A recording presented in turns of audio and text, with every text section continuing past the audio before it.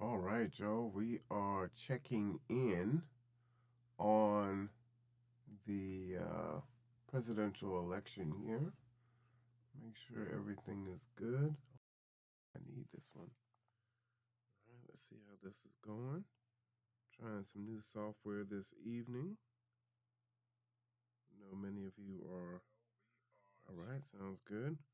Watching some other broadcasts right now. We'll be tuning in to several different channels, just kind of getting perspectives from different folk, and just seeing how that goes. In the interim, looks like right now this is just from Google. They have Kamala at 175 and Trump at 214. All right, so let's go ahead and check in with breaking points here and see what they got going on.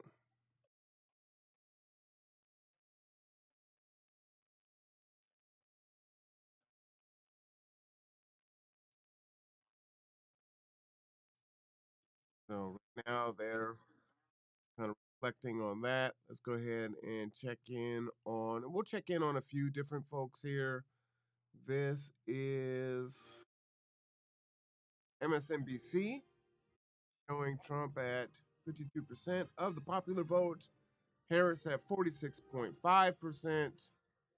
Wow. So we're talking about a 4.6 million person difference. Right now, we haven't gotten to California and Washington and all these states that are going to go for Kamala for sure. Uh, Also, we'll check in on some of the governor's races and whatnot. So this is MSNBC. All right, let's go ahead and check in with Fox News and see what they're talking about. The Arizona Senate, Ruben Gallego, who is leading Kerry Lake,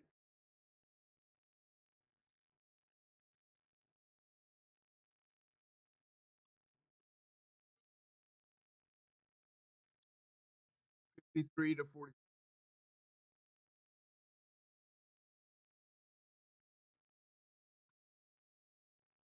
All right, let's go ahead and check in with Sabby Sabs, one of my new favorites. Shout out to Elvadi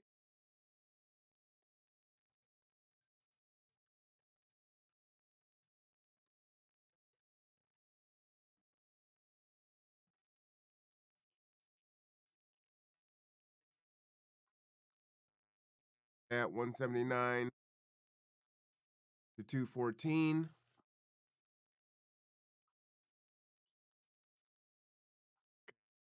Really? Trump winning North Carolina. Is that surprising to you guys?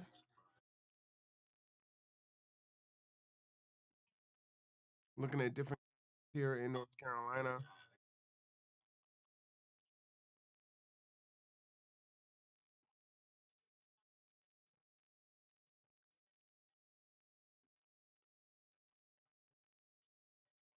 What are we thinking about this overall in short? For those of you that are just tuning in to looking at the numbers, you might be quite shocked to see where it is. For those that have been watching it for the last hour and a half or so through various channels, how are you thinking? How are you feeling? Uh, Sabby has 230 and 179.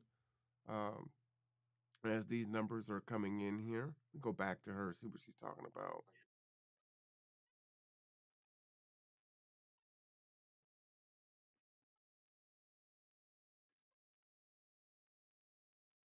Carolina is 50.8 to 48, and that looks like 89 report.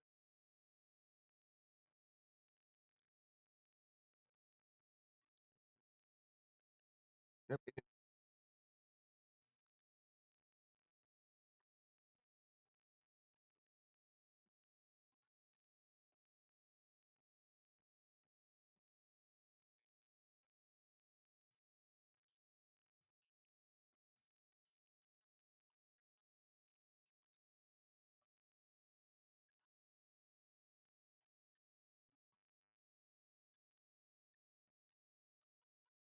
So as we're looking at this here, they are excited because they called North Carolina. I didn't see that. Let's check in on, oh, what are we looking at here? Oh, this is King 5 News.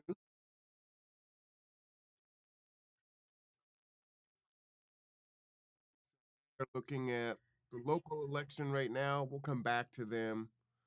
As you can see, they have Steve Hobbs, the Democrat, at 61%, and Dale Whitaker for Secretary of State. I'll be sharing some of my uh, who I voted for this evening. I think that might surprise some folks. But definitely, so far, it's too early to call any of these things. But for sure, I think this may be a referendum on the Democratic Party. And we will look at those numbers. But I think a lot of mistakes were made on both sides. Here we have Patrice McCarthy at 50% for state auditor, and Matt Hawkins, the Republican, at 48.7. That literally just changed while I was reading it. So that's pretty close. And of course, too early to call. That's only 55% in. All right. And so we'll keep looking at these. Let's go ahead. Oh, we've got Mike. Ooh, I don't even know how to say that. Pelicascadi Coiti. I butchered that.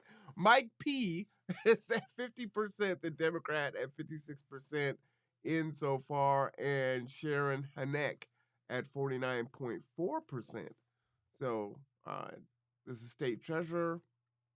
And so right now, uh, Democrats are really doing a good job in Washington. Dave Upthegrove is at 54% for the Commissioner of Public Lands, and Jamie Herrera uh, Bootler is at 46%. All right, and again, too early to call. Looks like District 6. I think I just saw Randall there. So we'll keep checking in on the local election there. This is TYT.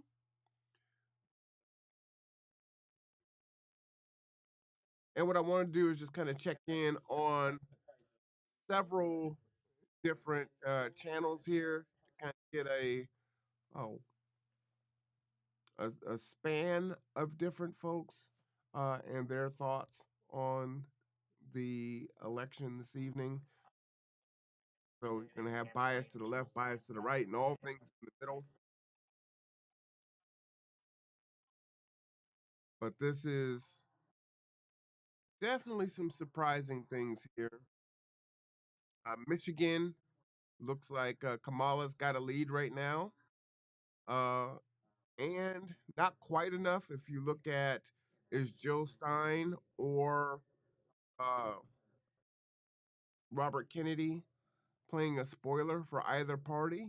Not so. On those, add that up. And let's go on back. So we're looking at 177 to 246 from what the breaking points is looking at, and they're getting their information from the AP on Google. So let's just go and check on and see if that is indeed what it looks like, because that is what I'm looking at here. See, a little bit different, right? The AP on Google. I am on google.com, 187 to 230 for Trump. All right. Now, that's pretty interesting. Washington already has 58% reporting. Oregon is at 58% reporting. California is only at 17%. California or Nevada expected soon. Do we think that Nevada is going to go blue or do we think it's going to go red? Ooh, that one's kind of a toss up, right? You got a lot of working class folks in Nevada. Arizona has 50% reporting. This is a very tight race, 49.7 to 49.5. Uh, I don't even know if you can get even closer than that for a tie, right? Montana, quite the lead there. in regards to, they only have 6% reporting, so they're just getting in there. North Dakota, 61% recording. Donald Trump at 70% there. This one you might start feeling good about calling, which is no surprise there. South Dakota is at 24%. So that's too early to call. However, that typically goes red. Now, Colorado, we could check in here, 64% reporting, 54.9% for Kamala, and 42.9% for Donald. And that may not change. New Mexico, 70% reporting, 52% to 46%. Feel pretty good about calling this one for Kamala there. Texas, 40 electoral votes. This is a big one here. Of course, I think they were expecting this to be a red state, possibly moving toward purple in the coming years. But 76% reporting, probably feel good enough that that lead is large enough. She's not going to be able to catch there. Big one here was Georgia. We're still checking in on this. Now, they're saying 91% of the votes are in. And he's got a pretty decent lead there at 51% to 48.3%. However, you do have a lot of the mail-in ballots, and those tend to be Democratic votes. So this is, I don't know if this is too early because most of those votes are going to, I believe, be Democratic. So can she close the lead and overtake Trump at 91% reporting? We shall see. Now, a lot of people are saying that it's not likely that this gets called tonight. So we'll just have to see. But I will stay with this for a while. Of course, we've got Maine and Vermont and New York. New York, do we think that this was close? 83% reporting. Kamala, feel confident that, she's going to get this check mark here. 56 to 43. 13%. It'd be interesting to see how much Trump lost this by last election. Okay. Virginia, for a while, I believe Trump had a lead in Virginia for a little bit, but now Kamala has come back and overtaken him, 50.3% versus 48.1%. At 77% reporting, is it likely that he could come back? Again, if there are outstanding ballots, probably not likely. They're probably going to be Democratic, so feel pretty good about calling that for Kamala. Now, Pennsylvania was a big one here with Donald Trump at 51% and Kamala at 47.9%, almost 48%. Now, that's 76% reporting. Again, kind of like Atlanta or Georgia, if there's some mail-in ballots, can she come back on that? But these are some really important swing states here. I think Kamala really needs to win Pennsylvania. Georgia is another big one. You're talking about 16 and 19 electoral votes, respectively. That's really big. Michigan, 34%. Going for Donald Trump, or 34% so far counted, 52 to 45. 45.9, about 46%. Whew, that one is a tough one, right? These are states that she really needs to win here. Donald Trump here in Wisconsin, almost 67%, reporting there almost to 70%. Donald Trump at 50.9% and Kamala at 47.6%. And then Minnesota as well. Now, Minnesota only has 16% counting with 10 electoral votes. So this one is way too early to call. She could catch up pretty quickly and easily there. All right. Now let's just flip over to Arizona again. This one is super tight. I mean, this is the tightest one so far in Arizona. All right. So 187 to 230. Now it's the first one to 270 wins. So what does Trump need? What does he need? Definitely be good for him to secure Arizona and Nevada. He'll get Hawaii, or he'll get Alaska.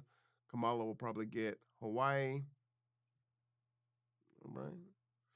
Now, my candidate is not doing too well. I should send a shot so I can share that with everybody. See if I can't get in here. All right, let's go back to what's breaking points talking about. Okay. 214 to 172. A video here.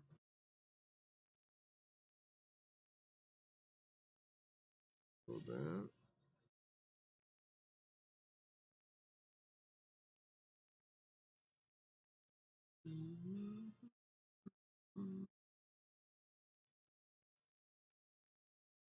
214. So, according to MSNBC,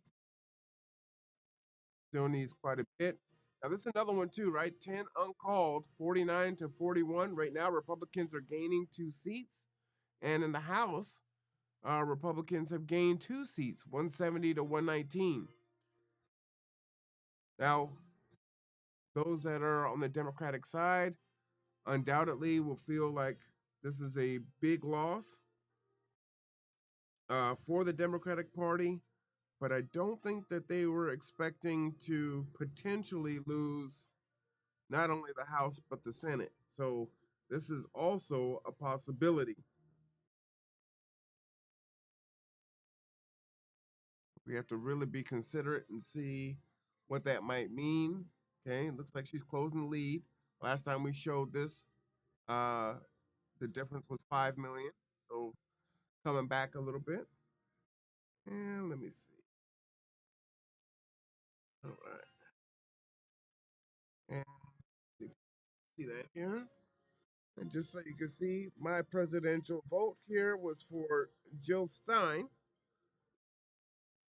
So don't think you're going to be able to say that I'm a misogynist and wouldn't vote for a woman.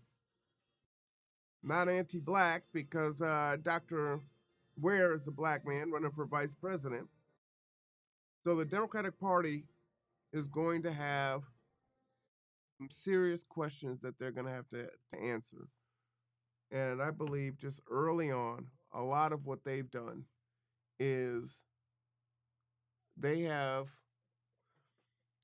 and whether you want to say that Trump caused folks to act this way, uh, but they became the party that they said that they hated, right?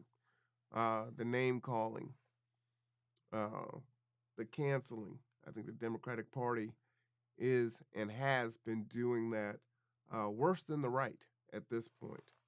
And, Michelle Obama says, when they go low, we go high. And the Democratic Party just said, nope, we're going to go low, we're going to go lower. And that's what you've seen. And they've gone so low that it has turned off quite a few folks, quite a few demographics. And having, you know, feminist black women uh, and President Obama, D.L. Hughley, uh, you name the black male celebrity come out and chastise and demonize black men who are the second highest voting bloc for the Democrats to lambaste them and basically shun them and mommy them into voting really, I think, showed it's a huge issue. Now, it's not over. It's early. There's plenty of time. However, that being said, this should be a wake up call to the Democratic Party. If it's not, uh, I think you're gonna have bigger fish to fry in 2 to 4 years, right?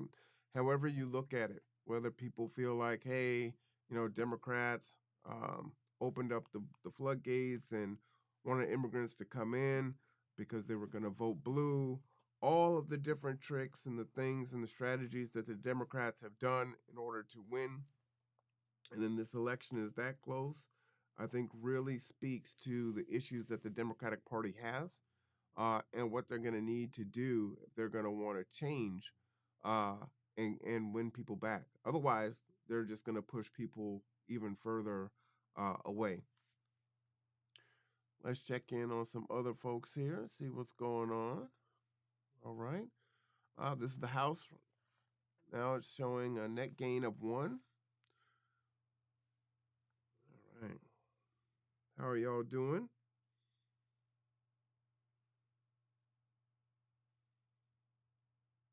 Okay. Hopefully you guys are doing well, hanging in there.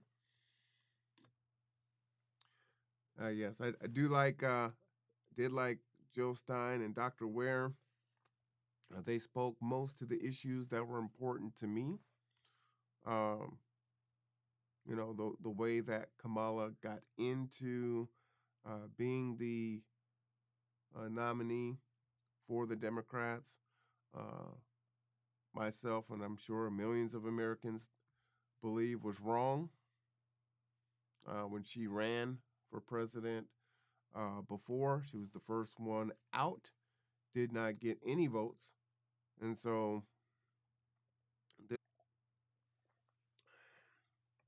we're just kind of checking in on different folks here and seeing what's happening. We're gonna stay and just check in on everything. Okay, initiative. Let me go ahead and pause that. Initiative 2124, opt out of Washington Cares. 44% to approve, 56% to reject. Right? And 57% of those numbers so far have been tallied.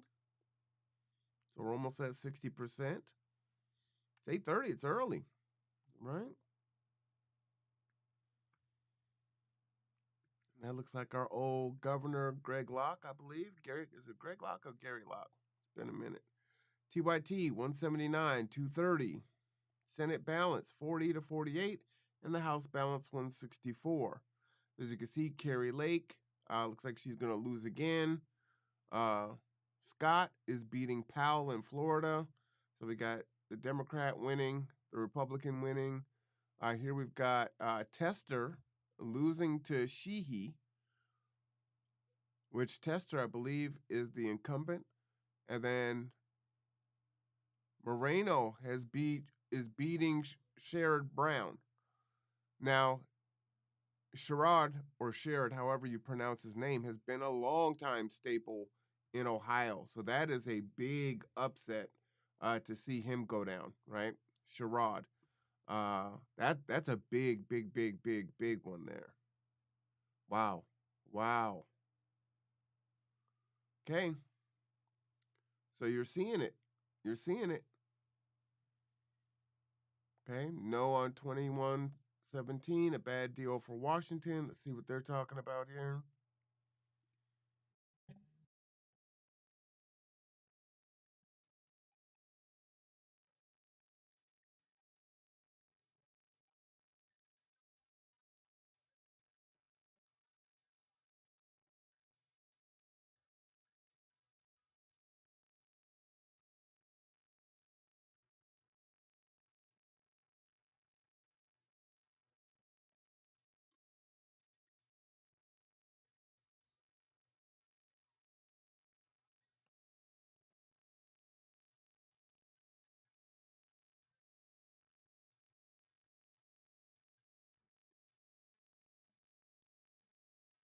All right.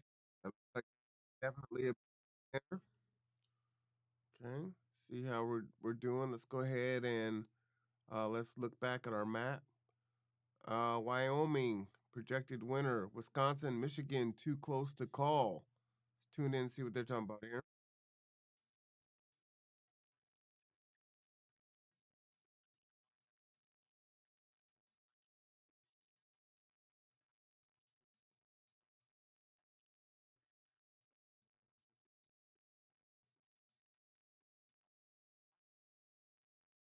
So 100,000 students there. Hmm. We'll see.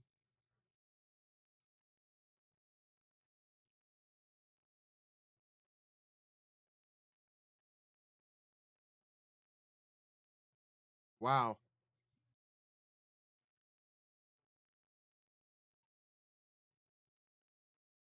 Wow. So what you're saying is, if you with Sherrod Brown losing, the Senate is going to flip to Republicans.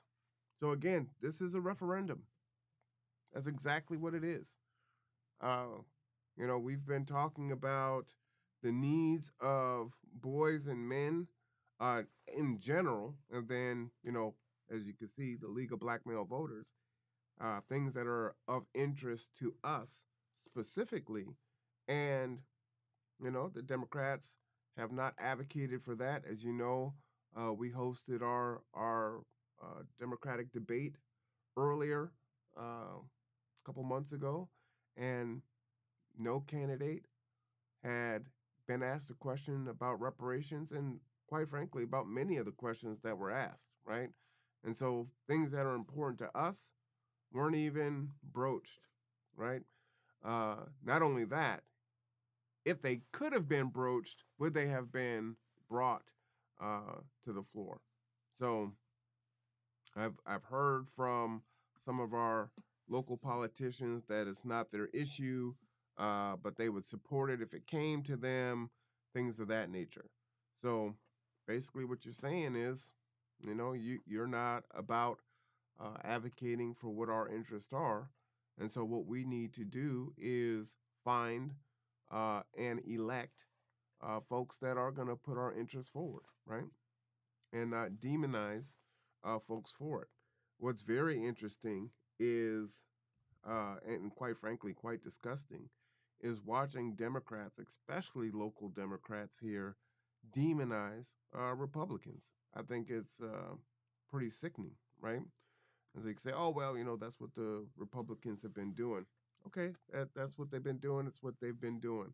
However, because they do it doesn't mean that you have to do it, right? So it didn't serve you, and now this is where you're at. But to say, hey, you know what, we need to vote for a bad candidate, which is what a lot of people were advocating here for locally.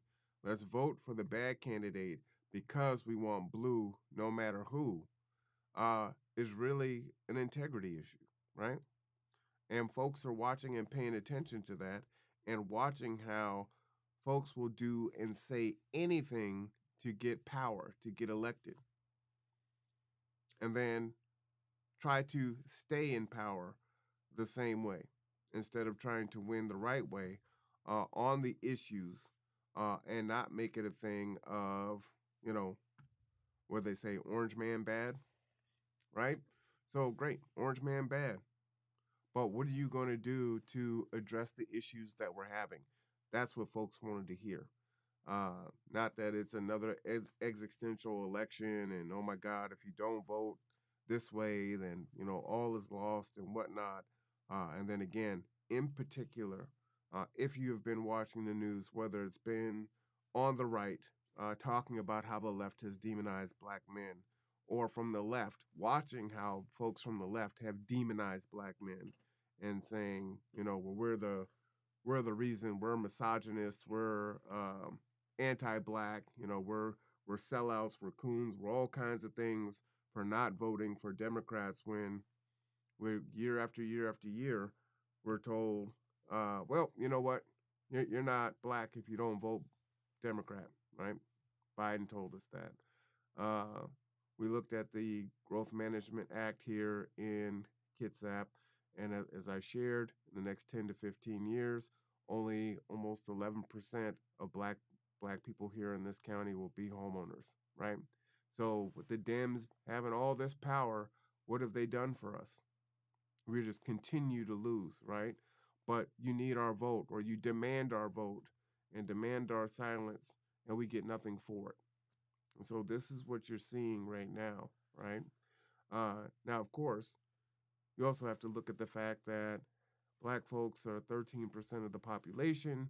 And so then if you divide that, then that means only 6.5% of those are men.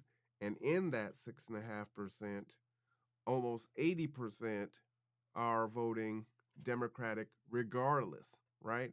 So now you're talking about, oh, what? More than 40 something percent. So let's say 44%, which would be 66, so about 22% or 2.2%. So 2.2% of black men either some already vote Republican, and then others that have left the Democratic Party for this particular election, and then all black men get demonized, right? We're tired of it. Tired of it. All right, let's check back in. Let's look at our map. So if Kamala is able to pull out a win, I think this really is going to serve as a wake-up call. At least I hope that this will serve as a wake-up call for the Democratic Party, and not to take the black vote for granted, not to demonize black men, to look and seek out what our interests are, uh, and look to talk to people that are outside of their comfort circle, right?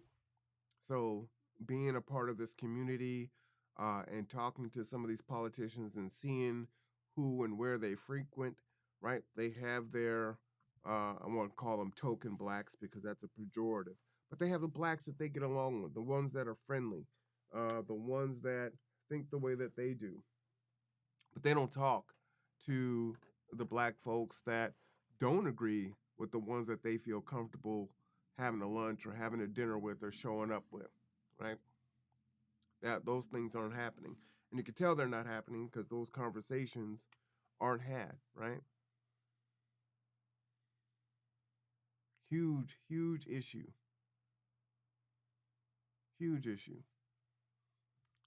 All right, let's check in, see what's happening here. Oh, let's look at Wisconsin. 70% reporting. Donald Trump at 51%. Kamala Harris at 47.6%. Man, will they be able to call this one tonight? Could be. Michigan, this one probably won't get called tonight at only 40%. It's 11:49. I think are they 2 or 3 hours ahead? Maybe they're 2 hours ahead. Maybe it's 10:49 there. 51.6% for Trump and 46.7% for Kamala. This one's way too early to call, right? But as you know, this has to do with Palestine, right? So this is a huge issue. Huge issue. There was a article that I was watching earlier today, where they were talking about Kamala putting out ads to the Muslim community and to everyone else, and to the Muslim community, and simultaneously, right? Oh yeah, we understand, and we need to, stop the killing, and this is horrible and whatnot. And then on the other side, it was, America, and I will always stand with Israel, and no matter what, you will protect yourself, and we're going to help you to do it, and da da da da. And she's full throated in her endorsement.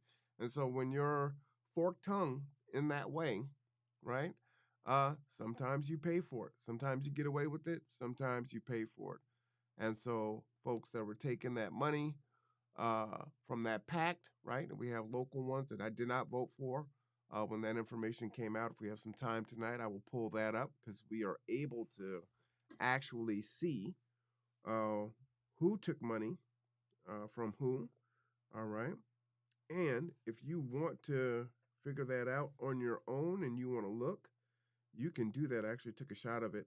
It is on your mail-in ballot. And it is, you can check and see who donates to campaigns. You can go to the pdc.wa.gov. Let's see if we could do that. www.pdc.wa.gov.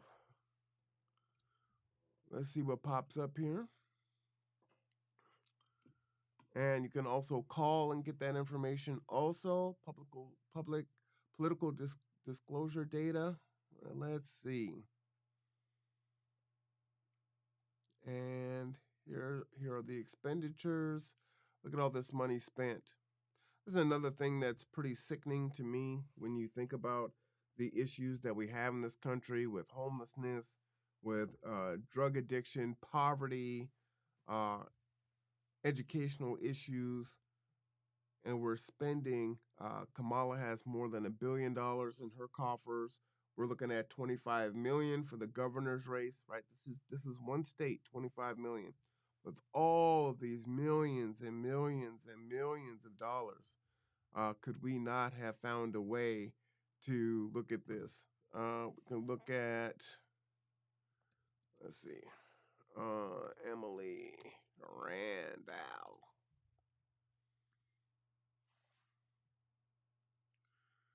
See if this pops up. Local.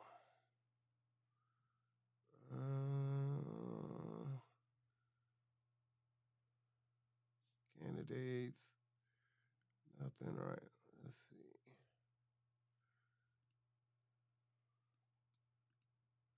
Did I spell that right? Boom and boom. Boom. Did I pull up anyone? No? All right. Let me see. Or is it Randall Emily? All right. There's got to be a way to do it up in here.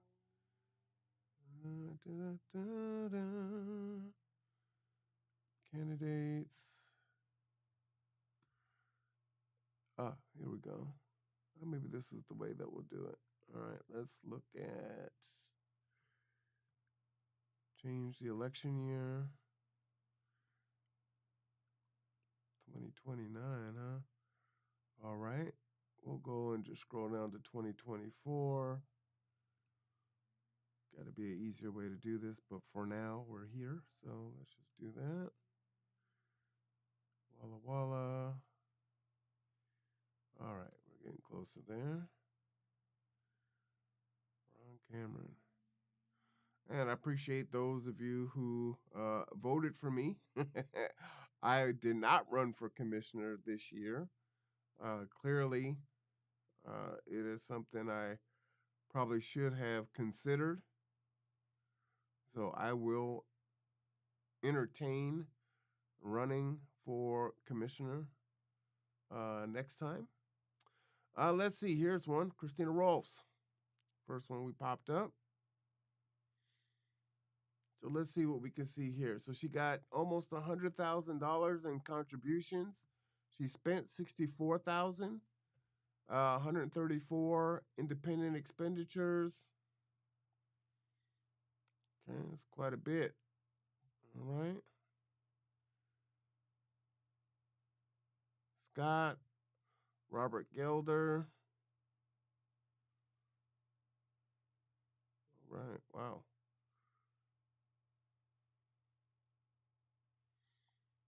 And again, so you can look and see, these are the reports. Just click on one, just curious. All right. So, all this information is here. One of the things that the league is hoping to do is to educate the community on how these things go, how they work, because so many of us don't know. And that is by design, right? So it can be difficult to figure out how these things work. And then when it seems so difficult and you're already trying to survive because you're in survival mode, that you don't have the discretionary time to figure out how to run for office and all the rules and all the different things and the strategies and getting to know folks and yada, yada, yada, what you can do, what you can't do. It's like when we go to city council and we say, hey, we want this or we would like that. And they say, well, nope, you can't do that. That's not the responsibility of council. That's not the responsibility of the commissioner. This is a state issue. This is how are you supposed to figure that out, right? That can be very frustrating. It can be daunting. And again, if you don't have a lot of discretionary time, that's like, man, I just don't have the time for it. So, Michelle Caldier. Okay, we can click on her.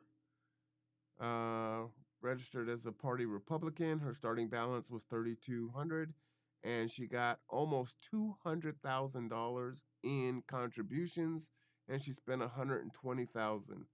Uh, wow, wow.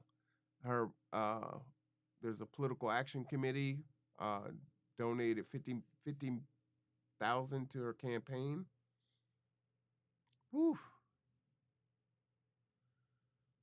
Tiffany K. Mitchell at 184,000, almost $185,000, and she had 170. Looks like that's what she spent. Is that what the orange is? I believe that's what the yellow is in the legend there. Wow, wow. So we're talking about big money, folks. This big money. It's big money. Let's see what else we can see in here that we recognize. Okay. Greg Nance. Motion detected at the front door. Let's see, Greg Nance, 175,000, and he spent 134,000. Again, Political Action Committee donated 38,000. The party donated 13,000, and other was 23,000. You can see Brent Felix here was really close during the primary, and then Dr. Gibbons, and you can see Shannon Turner and Jamie Miles, respectively, right? Pretty fascinating. All this information is here that you can see. Look at a few more, then we'll check back in on the presidential election here. Seen a lot of people had no idea that this information was here, and it's literally on the back of your your mail-in ballot. Literally on the back.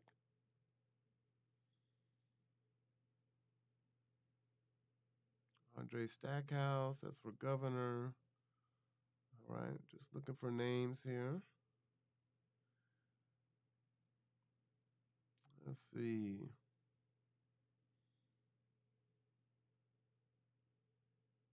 Scrolling down through here, I'm not seeing anyone on this page that I recognize. Okay. Scroll back up to the top. I like starting at the top and then scrolling down.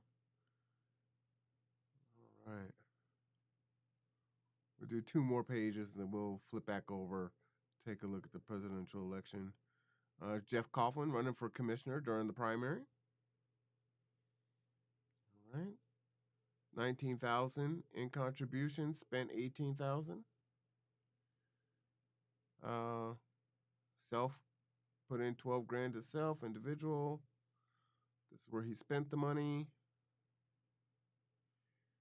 Right. Orrin Root, running for commissioner, 67,000. Stacy Smith, 33,000.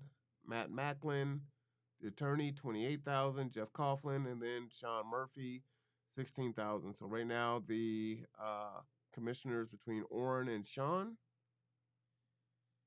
And then here's your write-in, which was Darrell Riley. I don't know who Jeffrey Wilson is or Nicomas Paul. I don't even know who that is. So you can click in here and see. So he had $7,200 in contributions, spent 21. Okay. And you can see that. See, pretty interesting, right? Wow. And then you can even see who donated and how much, right? So you can see Wendy Ellison from Seattle gave 500. Susan Eldheat from Mercer Island gave 250. Eric White from Gig Harbor gave 1,200.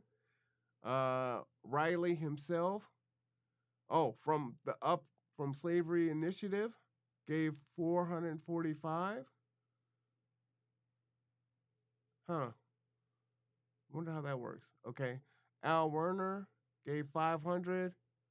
There was a small contribution of 100. Lisa DeFaria in Paulsbo gave 50.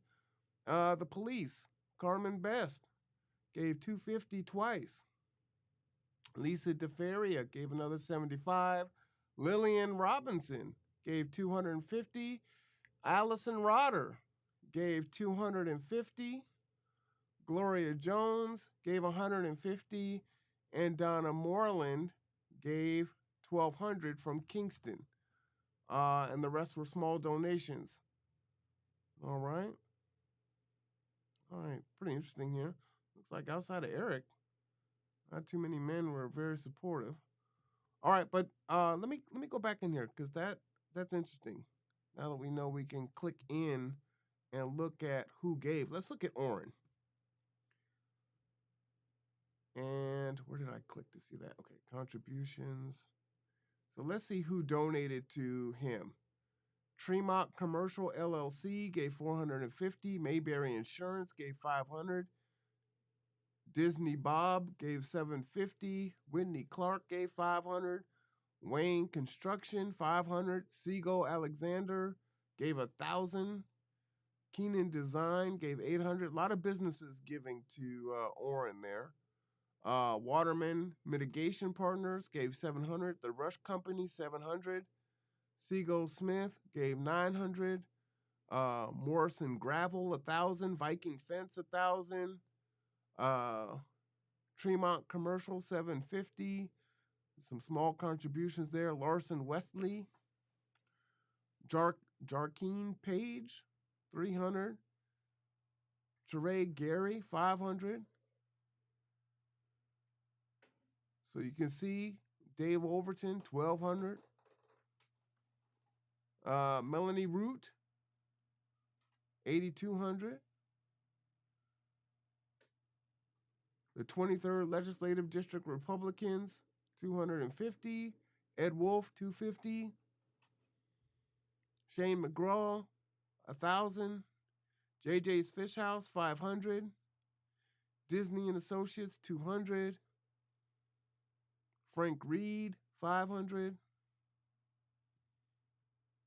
Let's see who else.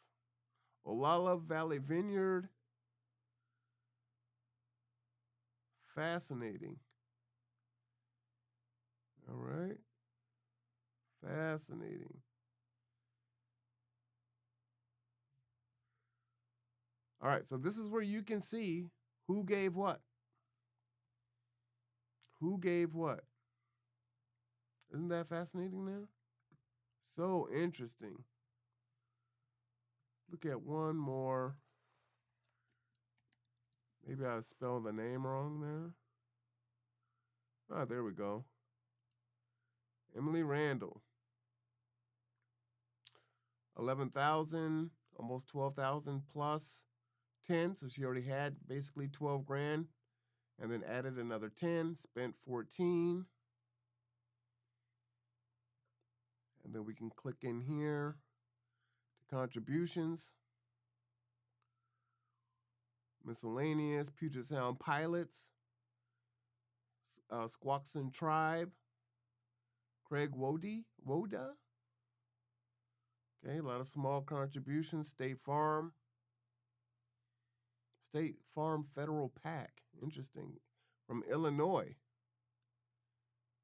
Okay, so people can give from out of state. Puyallup Tribe of Indians, 1,200.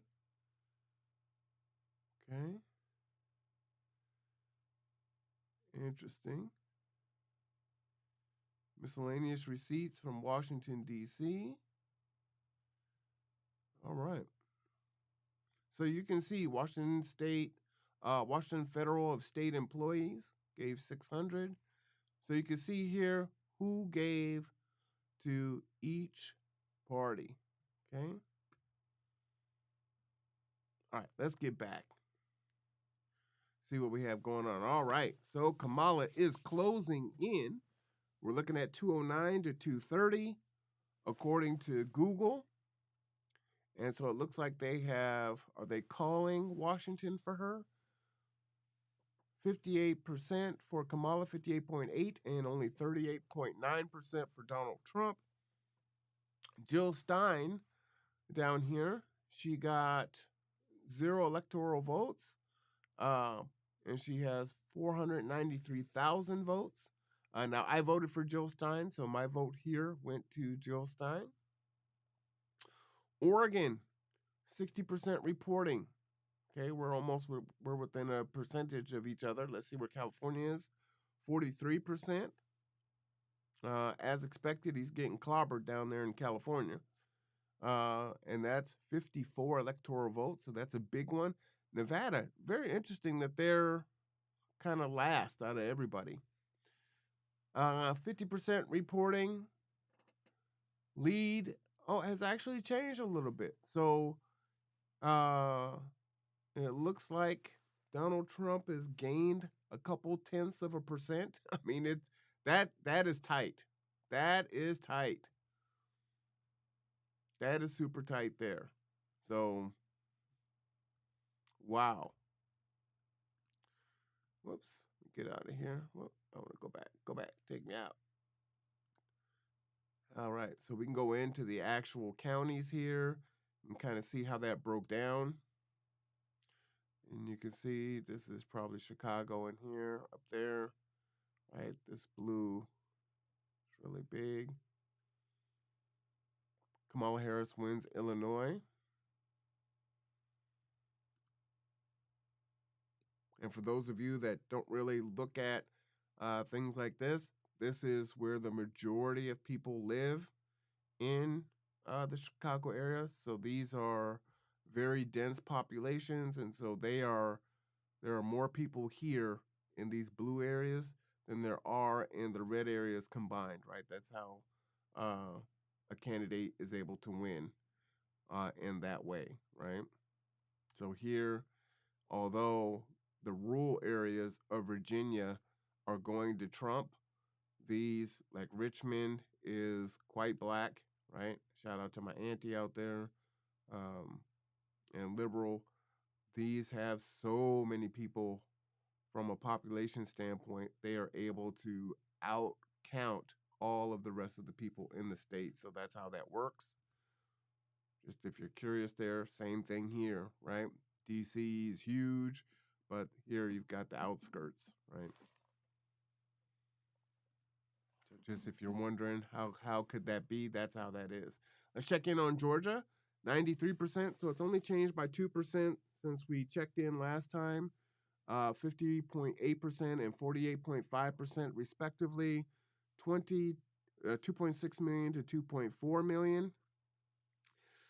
Would they say that's too close to count with 7% of the vote left? How much of the question is out of the 7% that's left, how much of that 7% is going to go to Kamala, and is that enough for her to catch and pass Trump there? So that is the question. But that one would be a big one. Pennsylvania, again, would be a big one. That's 84%, 51 to 48. So you're talking about 16% of the vote has not been counted yet. So if, let's say, 12, 13% of the remaining vote goes toward Kamala, is that enough to overtake Donald Trump there? So where you're seeing the light pink, this is where you're hoping, if you want Kamala to win, you're hoping that she overtakes, right? Michigan, only 47% are reporting so far. So this probably won't happen tonight, right? We'll have to wait till tomorrow. Wisconsin is at 77%. Depending on when they stop counting tonight, again, that's 23%. That's a lot of votes that are still outstanding. And many of these votes are mail-in ballots, and those typically tend to be Democratic. However, this year, Republicans have really got out and, done a lot of early voting. And I think some mail-in ballots, too. Minnesota, 55% reporting. Way too early. Again, this is the flip side, right? Where Kamala has the lead, but could Trump catch up? Probably not. Here we go. Nope, still too early. Let's see. Arizona, still the same. New Mexico is at 81%. Looking like it's probably going to stay that way. Like I said, Hawaii is blue, and that probably isn't going to change. And they already have it blue. 4 electoral votes. They don't even have the percentages, but they've already colored it blue. I don't think that was a mistake, but it is what it is. Montana's only at 15%. Idaho's at 38%. North Dakota's at 99%. South Dakota's at 37%. Nebraska's at 67%. Kansas is at 85. Let's look down here at Florida's at 98. So that's definitely strong. Alabama 93. Now see, here's a good example, right? So here they're giving this Alabama to Trump at 93% for Alabama. But at Georgia, it's 93%, but they're even though he has the lead, they're not calling that race yet. That's a good example right there, just side by side. And again, if you go into these counties, specifically all these counties in and around Atlanta, Augusta, Savannah, Macon, these all the votes have not been tallied yet, right? And there's a lot of blue up in here, and that can change pretty quickly. Okay. South Carolina. Let's get back out here. We're looking at 98% in, right? So at that point, 2%.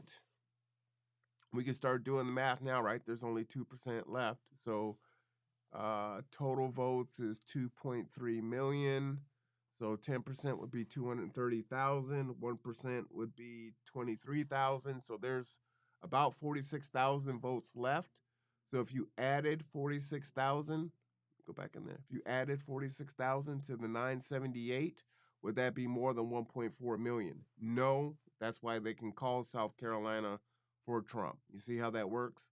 And so now it's just a mathematical impossibility that she could win South Carolina, even if all of the mail-in ballots, that last 2%, every single vote went for Kamala. She cannot overtake Donald Trump in South Carolina. So that's how that's working. So you can do that math on those pieces when it gets to be that. Well, I guess you could do it when it's not that close. But the higher the percentage that's out, and the closer that it is, the harder it is to call, and that's why they kind of leave it open like that. All right. Well, let's kind of tune in and check out what people are saying here.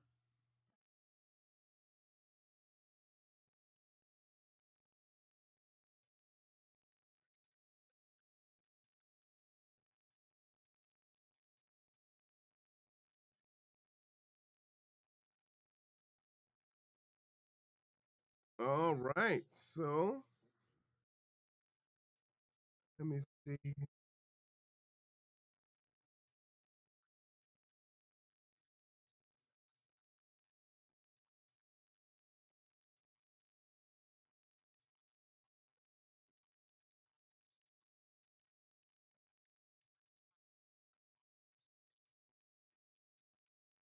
Pulling up some information here to share with you.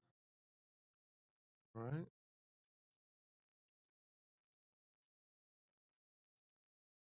So that is the as breaking points. Here we have again MSNBC. Let's see what they're talking about here.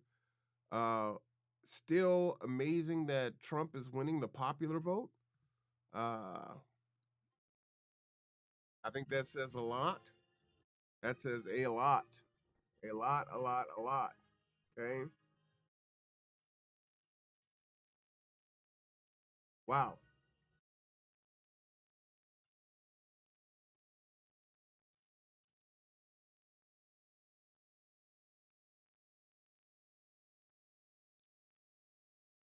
12 Democrats, 11 reps, the Senate. Okay. Let me go ahead and pause this. And 230 to 189. All right. And let's get this over here to show you. Move that all the way over here. Kablam. All right. And let me fix this so you can see it a little bit better. I'm going to have to do what over here? This particular screen is a little funky. Funky. All right. So, November 5th, this is the Kitsap County Auditors. Okay, we're here. Number of precincts, 243. Number of registered voters, 197,000. 97,000 total ballots have been counted. The estimated ballots left to count is 26,000. The next ballot count will be tomorrow at 5 p.m. And the last time it was tabulated was at 8:11. Okay, voter turnout was 49%. So this is a big one here, right? We are only half of us here are voting. Only half of us are voting. Again, regardless of who it is that you were voting for and who you wanted to win, imagine if you could whip votes and get those folks to come out and vote, right? That means anybody could have won. Anyone. All right. So here, Washington State Initiative Measure 2066, multi-county race. Results include only Kitsap County. Okay, 47,000 to 45,000. So we're pretty split on that here. Yes, on 2066. Here, Initiative 2109, 33 to 60. No on that. So we're pretty big on that. On the Initiative 2117, 35 and 58 respectively, almost the same. Okay. And then the last initiative, 2124, 40 to 52. This one was closer. And that was a no as well. All right. Here you've got pretty interesting. I think people should really pay attention to this, right? Now we're looking at Kitsap County. 59%, basically 60% went for Kamala Harris and Tim Walz. 36% went for Donald Trump and J.D. Vance. Okay, 1% went to Robert Kennedy. And where my vote went was to Jill Stein.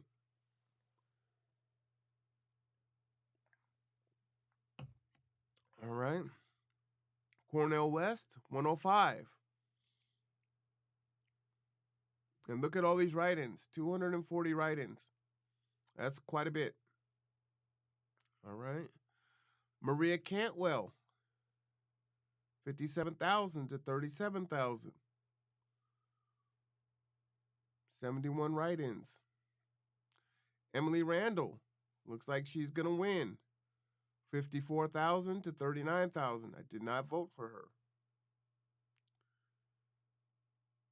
Here, Bob Ferguson and Dave Wright, 57 and 42. I think that's emblematic of the presidential campaign as well. Lieutenant Governor Danny Hack and Dan Matthews. I did vote for Danny Hack, 54,000. Steve Hobbs and Dale Whitaker. The Democrat beat out the Republican there, 60 to 39. Mike, sorry, Mike, you won. So I'm about to learn how to say your last name. Mike P, 55,000 to 38,000. Apologies. All right. Patrice McCarthy, Democrat. Matt Hawkins, 37. Pat Sereno, the Republican Party, was defeated by Nick Brown from the Democratic Party, 39, basically 40,000 to 54,000 respectively. James Herrera of the Republican Party and Dave Upthegrove.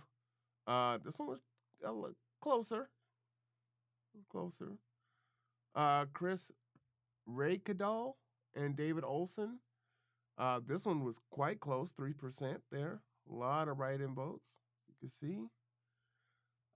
Patty Cutterer the Democratic Party beat Phil for Fortunato. All right. Drew Hansen beat Lance Bird. Tara Simmons beat Kurt Robertson. The Democrat beat the Republican. Now, and for those of you that maybe this is your first time voting because you're turning 18. Maybe this is your first time voting because you were just like, man, I don't vote. Doesn't really make a difference. And it's the first time you're seeing it. And you're seeing what I'm going over here now. You're like, I didn't see this name. I couldn't vote for this person. Yes, that's true. Some of these folks that are up for election have to be in your district. It depends on where you live, right? For instance, Tara Simmons was not in my district, so I couldn't vote for her, even if I wanted to. She would not have been on my list, right? Or if I wanted to vote for Kurt, I couldn't vote for either one of these candidates because they're not in my area, right? Greg Nance or Jamie Miles, right? 35 to 17. Addison Richards. Now this one was close. Look at that. 14,661, 13,427. Now, do you see how close this is? So, I believe there's still, what was that, 20,000 votes to be counted? Let me just, excuse me, scroll up to the top. 26,000 ballots left to count, okay? So, based on that, some of these races could turn. Now, again, if you assume that if the ballots come in and half go for the Republican, half go to the Democrat, then you can add that up and say, hey, you know what? You're not going to make any gains, right?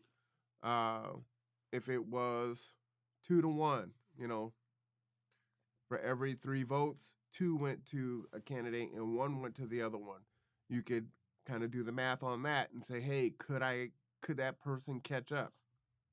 And in most of these races, no, there's no way. But in this one, Addison Richards and Jesse Young, that could happen, right? This is a difference of only 1,000 votes here. With 26,000 votes out, that's almost half of the votes, right? This could change. So this is too early to call, for sure. Here, Michelle Caldier and Tiffany Mitchell. Too early to call, right? Here again. This is, about 1,600 votes. That's pretty close, right?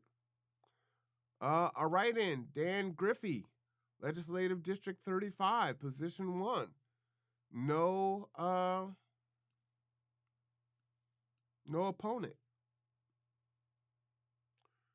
Legislative District 35, State Representative, Travis Couture and James DeHart. The Republican is winning that 2-1. Christina Rolfus, Scott Hendon, again. So even if you added 26,000, if you even gave him 26,000, that would put him at 63. And he's not going to get all 26,000 votes. So you would probably assume that one is safe to call, that Christina Rolfus has a big enough lead. She will be our Kitsap Commissioner District 1. For Kitsap District 2, I'm going to spend a little time on this one because it's important. Okay? This has 77,000 votes in here. Again, if you add 29,000 votes, or what was it? 29 or 26? I forgot the number already. 26,000. All right, let's get back down there. 26,000 votes are outstanding.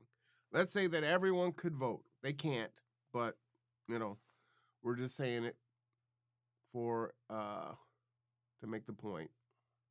Oops, I went too far down there. Okay. If you added 26,000 down here, and this is write-in, so this is, like, my name is down here. People have voted for me down here in the write-in, right? So not one person got all of these 3,400 votes. But if you added 26,000 to that, that would be 30,000. The only person that the write-in could beat would be Sean Murphy. See how that is? Now,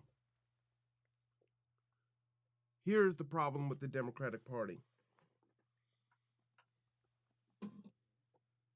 Write-ins, the way that it was explained to me from the party, is they have a better chance of having a snowball's chance in hell of winning a write-in. Not that it has never happened, but again, a snowball's chance in hell is what you have. What they did was they put forward a candidate and supported a candidate that was divisive and destructive in this community and was not vetted either by them and or the black community from which this person came. Terrible, horrible, right? Ridiculous. Now, there's two things that happened here. One, it's an affront to many of us in the community, period, regardless of coming out of the black community. It was an affront to many of us in the black community. But at the same time, it also looks bad for the Democrats to put forward somebody who had no chance to win. Had no chance to win. They told him he didn't have a chance to win. His supporters knew he didn't have a chance to win. And they're out there begging on Facebook and in public and talking to folks and doing their little dirt. You know who these people are. Ridiculous. Stupid. And look at where they're at, right? Again, these are all the write-ins. So I know a lot of people were advising folks to write their own name as the write-in. I actually voted for Orrin, as you saw on my Facebook post. Let me see if I can show you that. Boom, boom, boom. I also believe that it is actually a good idea. You Democrats are probably not happy that there's a chance that the Republicans can have the House, the Senate, and the presidency, correct? That pisses you off. Makes you feel very stressed out. You don't know which ones of the things that are important to you might be lost. True story? Yeah, it's a true story. That said, the opposite is also true, right? So if we go here and we look, that's us live here, by the way. Here's Orrin. Now, I like Rob Gelder. He was a former commissioner. I don't really know Kerry Bozeman. Ed Wolf, awesome, right? Just retired as commissioner. And one of our old mayors, Patty Lent, another really awesome person, right? So when I saw these three people specifically on here, right? I trust these three folks for sure. I'm like, okay, they're voting for Orrin. Yeah, I can vote for Orrin, right? And I think to have balance, it's actually a good thing that we don't have one party having a majority. I don't think that's good. I don't think that's good for democracy. I don't think that's good for balance. Whoops, sorry about that.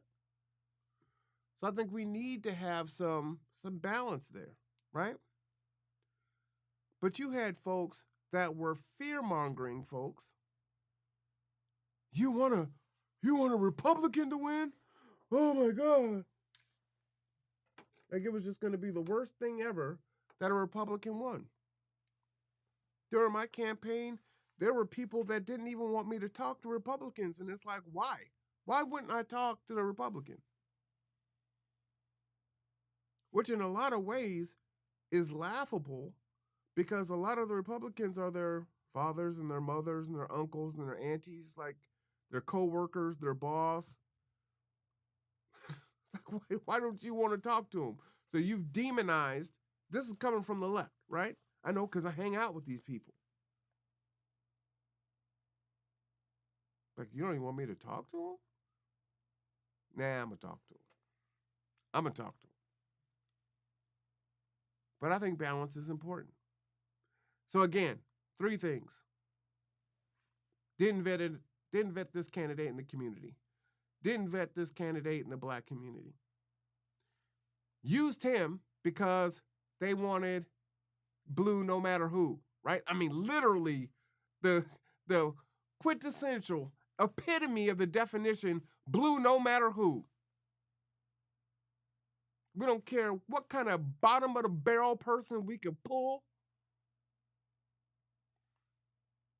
We want to win. And then you saw his folks that supported him champion him, right? Got people who want to vote for him because it felt bad. Like, what? Just craziness, right? Stupidity on all levels. And what this says is the party was willing to use this candidate, regardless of how bad he was for the community, and regardless of, let's say he wasn't bad for the community. They knew he had a snowball's chance in hell to win. But to push him forward just so they had someone to go against the Democrat. You ran your 3 Democrats and you lost. And so they've got some things to deal with, right? They're going to have to take a long look at it. And I get it. The Democratic Party is a big tent, and that's wonderful. But you're going to have to make the call somewhere, right? So in the primary, they had a white woman run. I believe she was white. They had a gay man run, and they had a black man run. So who do they tell? You can't run. We need to try to make sure that we are at least one of the Democrats make it to the general. Instead, they ran all 3, right? Again, big tent, which is great. Now, I might look and say, what other things were missing in that, right?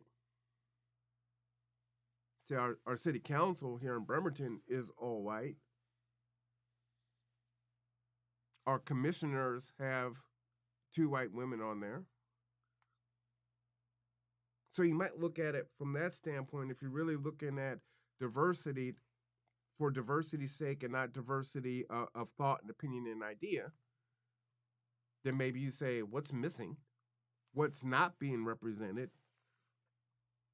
And then maybe you ran the lawyer Matt Macklin based on that.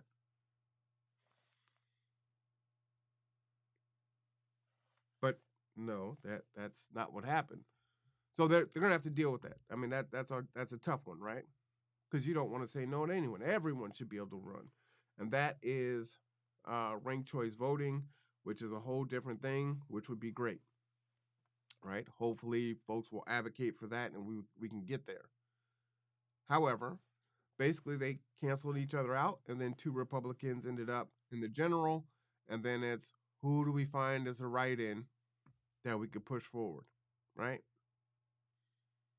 Now, what the LD 26 did, and shout out to them, mistakes were made, and they really did the right thing, which was the hard thing, and they made it right, and they rescinded their approval for this person to run, right?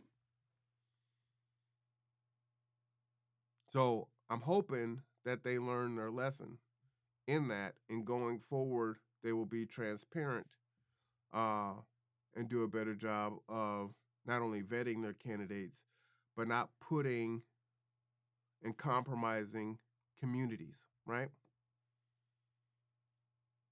Because like AOC told Jill Stein, well, every time you run and you lose, you're doing a disservice to your constituents. But I didn't hear her saying that when the current president, didn't he run like 5 times for president? It was okay when they do it. So that's just one of the things there.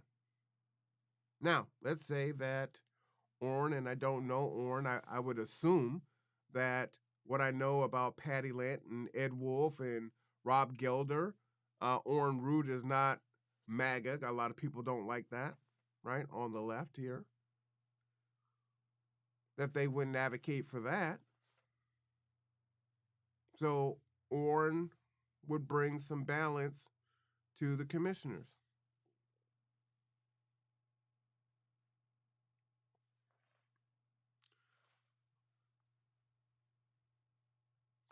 I guess we'll see. All right, a couple more. Supreme Court Justice Sal Mangia and Dave Larson, 42 and 39 respectively. Another very close race there. Oh, Steve Gonzalez, unopposed. Cheryl Gordon, unopposed. Rebecca Glasgow, unopposed. North Kitsap School District, Proposition number 400. Woo, this is tight. And not all the votes are counted yet. This is super tight. You're talking about less than, about 230, 240 votes there. Public Utility, Heather Pauley versus Richard Tift. Looks like Heather Pauley is going to win that. So again, they're going to count again tomorrow, but this is our local Kitsap numbers here. Let's get back to our presidential numbers there. Let's see what we're looking at. Boom. Get over there.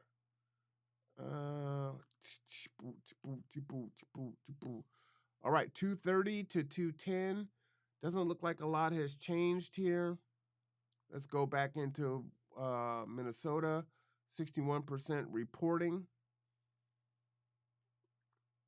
Too early to call. This one probably won't be called tonight. All right. Oh, poor little computer is frozen there, so I have to wait for that thing to do what it's going to do. All right, come on, computer. I have so many windows open. Wow, really? All right. While it's doing that, let's take a look over here.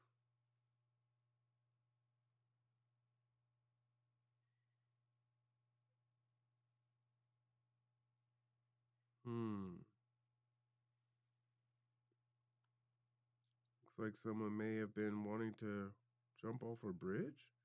Looking on Facebook here. Let me see.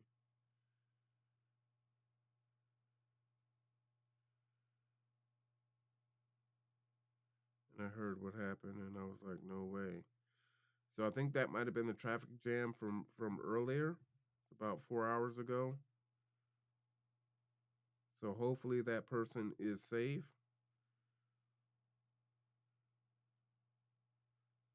We don't want anyone to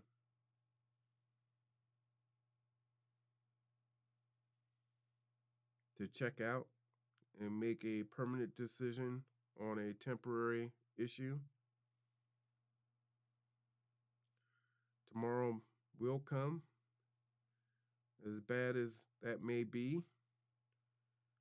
It's going to take time to get out of it.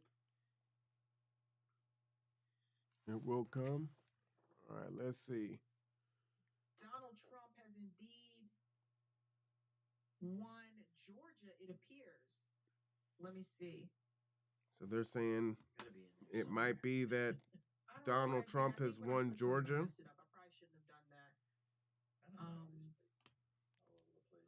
Okay, so guys, the states that you see that have lines in them, that means it was a flip. So they've called Georgia. Flipping Georgia, huh? Wow. It's a big deal. In the chat where people are saying next time don't and I gotta say this. People are saying next time don't disrespect black men. Yeah, because let's be real. Obama, let me bring myself forward. Obama, some of this is on YouTube. That was not a good idea. I even said Obama should apologize for that. I said he should apologize for that. So that was not a good idea. So Donald Trump now is at 246. Wow. They're saying Donald Trump's at 246. This is insane. Let me get over here. Oh my God.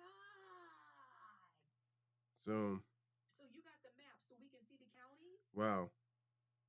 What? I'm trying to find where they just have it, but this site's kind of terrible. So This on is Google, it's still 230 to crazy. 210 as I was sharing. But I was right.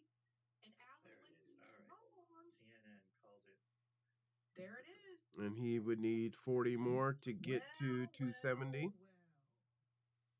Listen, I wonder, people probably melting down. I bet you on Twitter, people are Nevada would be melting down. 11, They're losing their fucking minds. or Arizona would be 11. CNN just went to commercials. Nick just posted. And I don't think they've Democrats called really thought they Wisconsin could yet. win by replacing the left with white women. Oh my God. This is okay. So now we go back to the map, and I'll just bring up this little guy.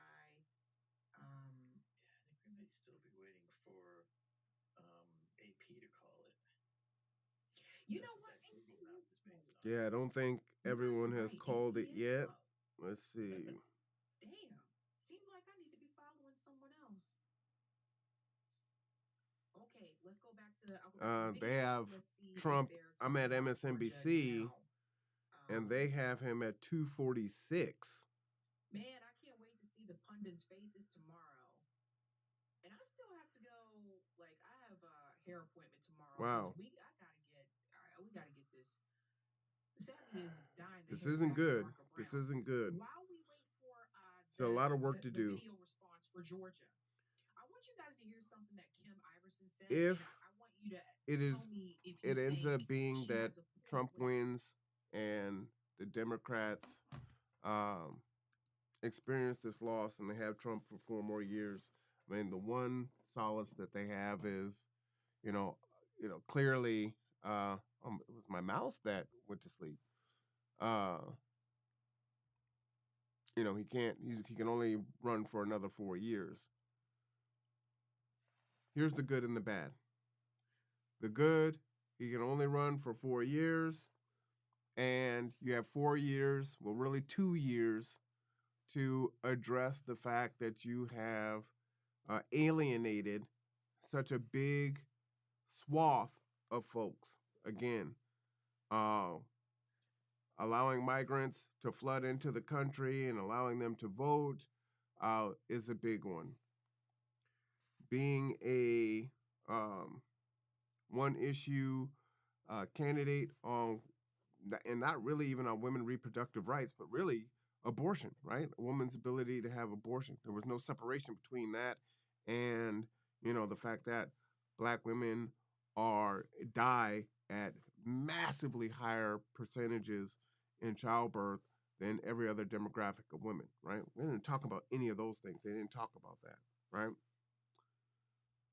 The fact that they demonize men, the fact that they definitely demonize black men, the fact that they don't talk to Hispanic men, white men, Asian men in that way. They didn't talk to all the white women that voted for Republicans in that way, right? You got 2 years to figure that out. The bad thing for the Democratic Party is Trump can't run again. And in 4 years, the Republican Party now has to find a new candidate. And they are probably going to go back to a more traditional candidate on the Republican side. And so if this person is articulate, not polarizing, not triggering, not only are you not going to get the people back that you lost, but you're probably going to lose more people if you double down. And it doesn't matter how many folks you try to let in, and it's just not going to matter. So when they do their autopsy, I really do hope that the Democratic Party looks at this and says, hey, you know what? the United States has spoken with all that they tried to do to Trump, with all that Trump did to himself, to still be here,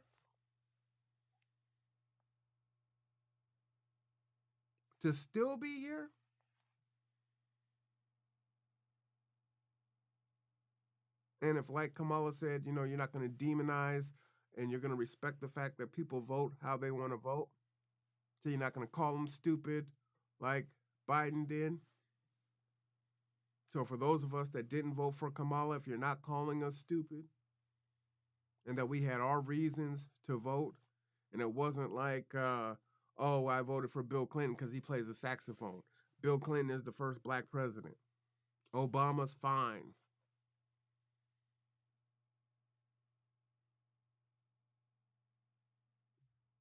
What good does it do if this person is the first black this or the first woman that, if they're terrible candidates? Who cares if they're first? We have local people talk about how they're first in this and first in that. But if you're a trash person, who gives a damn? It makes no difference. You could be first, you could be 50th. You're trash.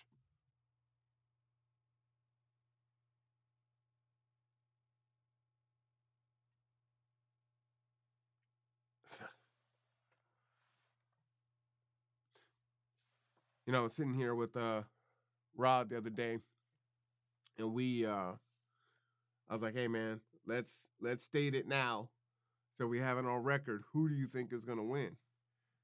And I said, you know, as much as I do not want Kamala Harris to win, and I'd love to have that perfect way that Jill Stein can win.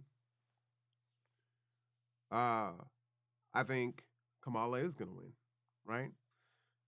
Just the way that things have played out. Dirty tactics have been done on both sides, but what I saw from the Democratic Party was just a lot dirtier than what I saw from the Republican Party. But I really felt like Kamala was going to win. And there were a lot of unforced errors at the end, having the comic at Madison Square Garden. I mean, there's just things where, MSNBC, trying to say, oh, this is like a Nazi Germany rally and trying to make those gaslighting folks. It's like people aren't as stupid and gullible as you think they are. And it's insulting that you do that. That should be insulting to the folks that were murdered during Nazi Germany, right? And that's 6 million Jewish people. But if you know the history, there were 6 million other people that were murdered during that time period, that 12-year period. We don't talk about the other 6 million, but yeah, there were 6 million other people that were killed during that time. So how offensive to say that that event mimicked that.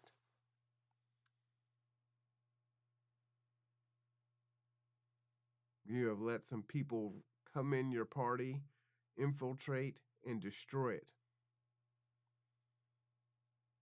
Morning Joe with Krasinski and Joe Scarborough, those people used to be Republicans. And now they're in the Democratic Party, gaslighting, demonizing, saying the most wild, outlandish crap. And your folks are eating that up. And at the same time, you're hardening the hearts of others.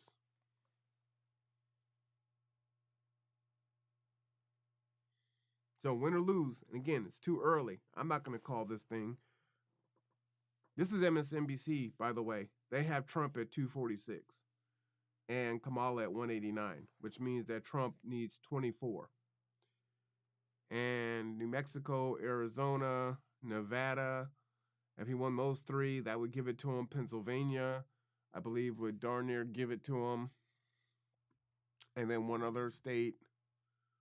So if they're calling all of that, Wisconsin and Minnesota, if he gets one or the other here, he's so close. it's ridiculous if this is truly where the numbers end up being. But I won't call anything until it's there. But that was from MSNBC, believe it or not, which is like wow, wow, wow, wow.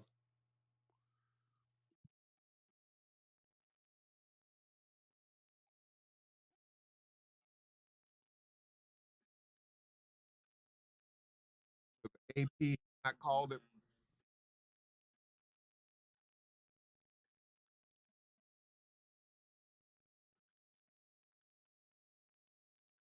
gaslighting Black Americans in particular. I'm going to share quite a bit of information out over the next several months. 49 Republicans, two net gain.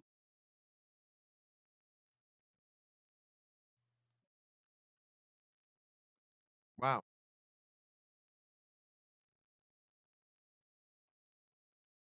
Wow.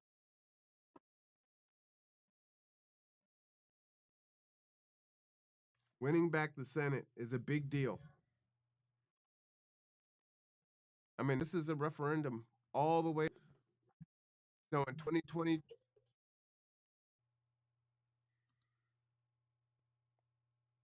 you rest on your laurels, right? There's four quarters in a game, y'all. You got to play it all the way out.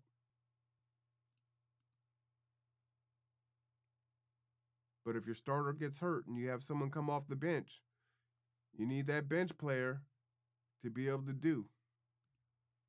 True story.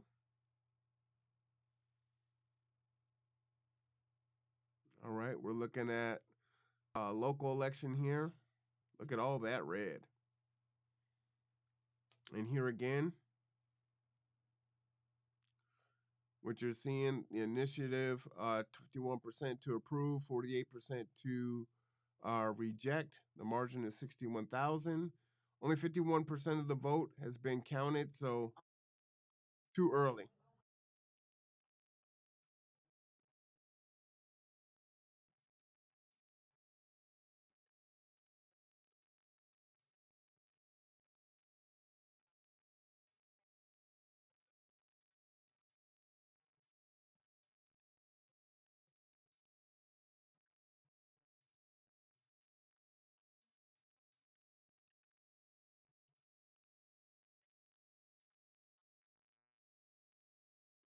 Appreciate all you guys watching on Twitch, YouTube, Facebook.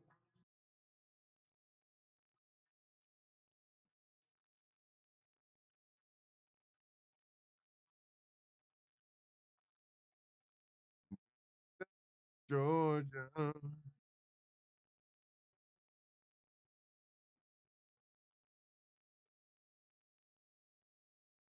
Yeah.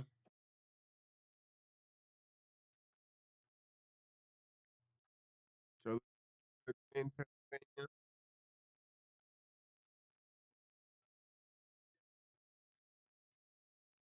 So she took the lead, right? Remember, Trump was winning, and now she takes.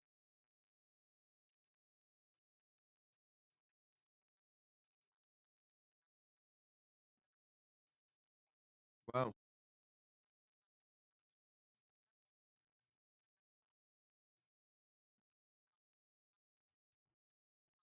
they weren't on the ballot. Yep.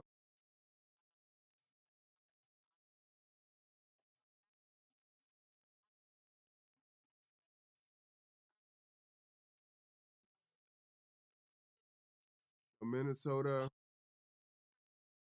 Missouri. Oh, Missouri could flip blue. That's why it's too early to call, right? And so, if there's a way for Kamala to pull this out, this really has to be a wake up call to the Democratic Party. So, if Democrats pull this out, you really have to pay attention to this because, wow, Wow, wow, wow, wow, wow. Okay. Let's get back here. Let's see if Fox News will put some numbers up. They're not showing here. And 256. But see, when we were just talking earlier, Missouri is right now in the current count. Kamala has overtaken Trump in Missouri. All right. So, again, too early to call. So while it was red, now they're going to have to flip that back. That's why it's too early to call. Now, what would be amazing is if Trump wins the popular vote and the electoral college. That's decisive. And you can see the House and the Senate.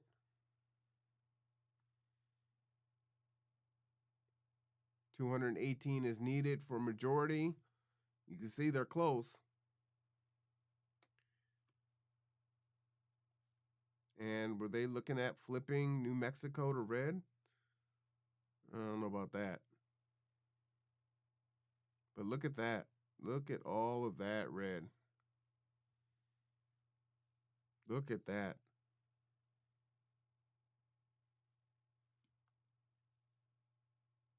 Now, there are very, very close to 400 million people in this country. Obviously, some are a good portion of minors, so they can't vote. But as a country, we're not all voting, right?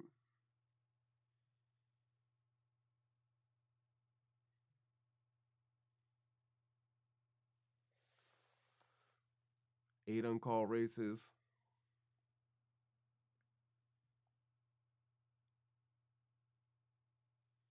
And it looks like they're wanting to flirt with turning New Mexico red. But as I said, when we look over here, whoops. Let's go back to there. Let's go here. Okay. And let's refresh this. Okay. That was refreshed. 246. So here we've got Donald Trump here in Missouri, Nebraska, Kansas, Arkansas.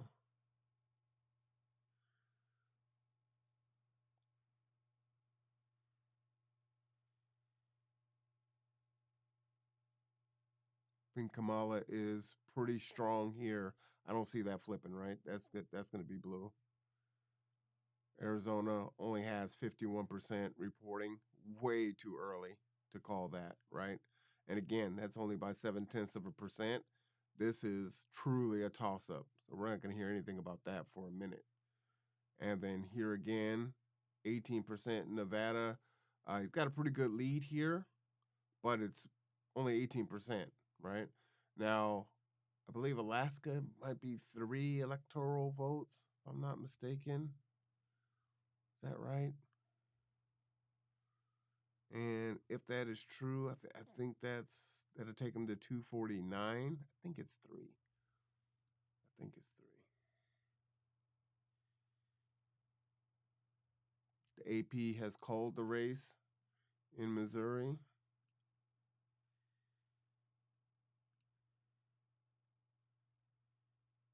Yep, 3 electoral votes. Okay.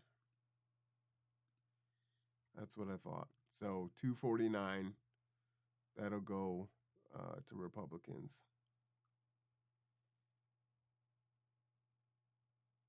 And he'll need 21. So again, he could do that with Arizona, would be 255. Pennsylvania would take him, the rest of the way, honestly. So if he did Nevada and Pennsylvania, he wins. If he does, that's 25 right there. If he does Michigan, Wisconsin, and Arizona, he'll win. So there's a lot of ways for him to still win, right? It's looking like she's gonna have to win out.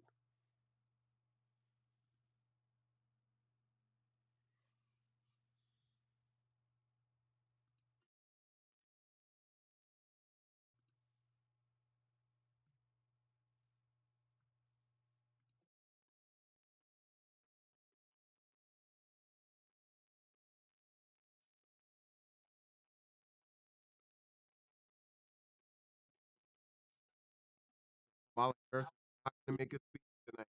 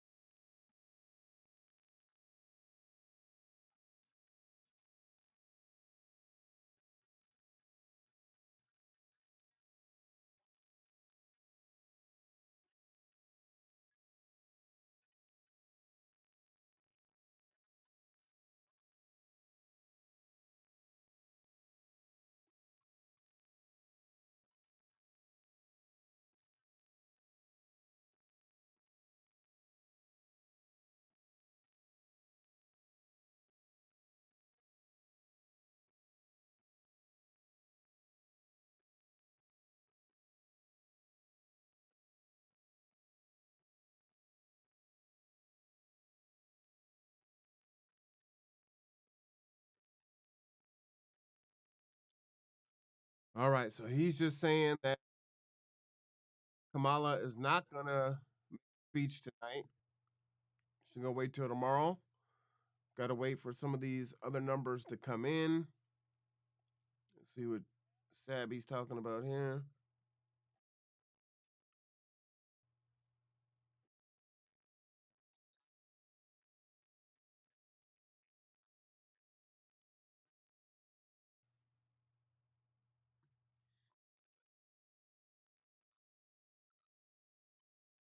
Mm,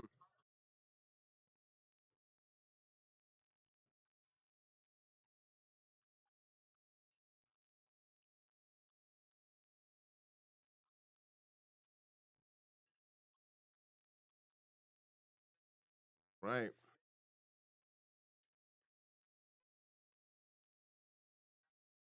If they're gonna keep going any further on this for tonight, I think that might be it.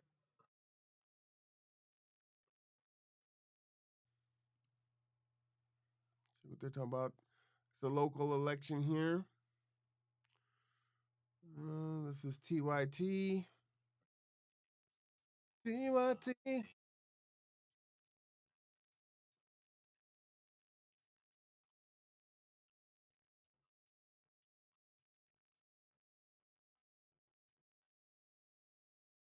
Yeah, no, just under 50,000. So that race is not called, and there's still a lot of That's vote doing counting to what I happen in the want. state of Wisconsin. I think they're only They're counted at doing what I want. 55% at the moment, and that's yeah, and or is that yeah at TYT. 55%. So I wouldn't think that that's going to Man, get wow. called anytime Wow, wow, soon. But wow. I again, mean, what she can could you be say? What a can you say, casualty man? of an underperforming top of ticket there in That that race. Again, it's not going to matter for control of wow. the Senate, but certainly it's going to matter for the number of people that are going to be on different committees, the ratio of I think that's doing what Republicans I to want. Democrats on the committees there, and you know the Democrats, the Republicans are going to have a spirited election to see who is the majority leader of the House, and Go there's back some and check names that this are real going quick. to scare a lot of people that are Let me going to do this run. real Rick quick, Scott like is one of y'all. them, and Rick Scott is I would say one of the Well, favorites to be the you know, it's majority been leader in pretty the fun Senate. And we're going to covering learn a this. whole lot more about Rick Scott, who We'll definitely is a say that. master politician at this point. You'd have to say he's played that game Oh, really there we go. well down Okay. there, despite the fact that he was so corrupt I had coming to put in. this on. He's been able to win, or maybe because of the fact, but he's been able to win as governor. He's been able to win a couple of times as senator now, and done very well. He won by TYT. 13% over, Debbie McCarcel Powell was a fine candidate, but not a great candidate there. She lost a House race there a couple of years ago after having won it. So again, Wisconsin out still, and we're not sure when it's going to be called either on the presidential or the Senate side. There, one other note, we talked about how Angela also Brooks and Lisa Blunt Rochester, two African American women going to the Senate. There will be two African American women in the Senate for the first time ever. The first Korean American, Andy Kim from Two New African Jersey, American women in the is going to Senate the for the Senate. first time ever, and a So Korean woman. that's notable. The first Korean Awesome. American to be in the Senate there, and the beat goes on here. And the beat goes on. Mm-hmm. All right, let's check back in with Savvy here. All right, girl, tell us what's happening.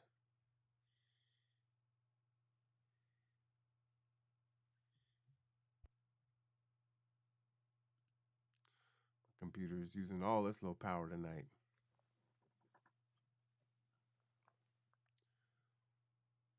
I can't take anymore. I need more to support genocide, crystals.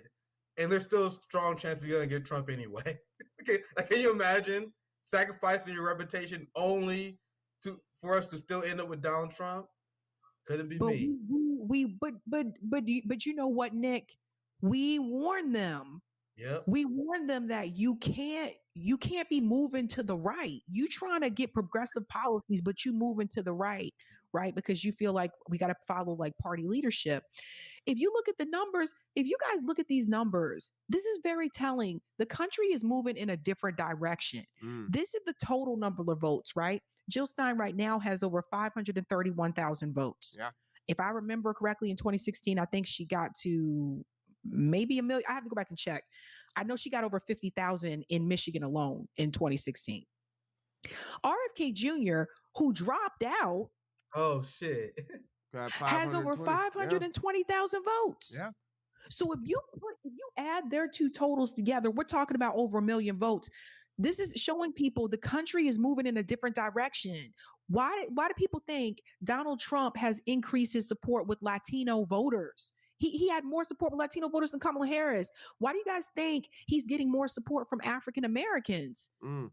There is a realignment that is happening, and we've been warning people about that this was coming.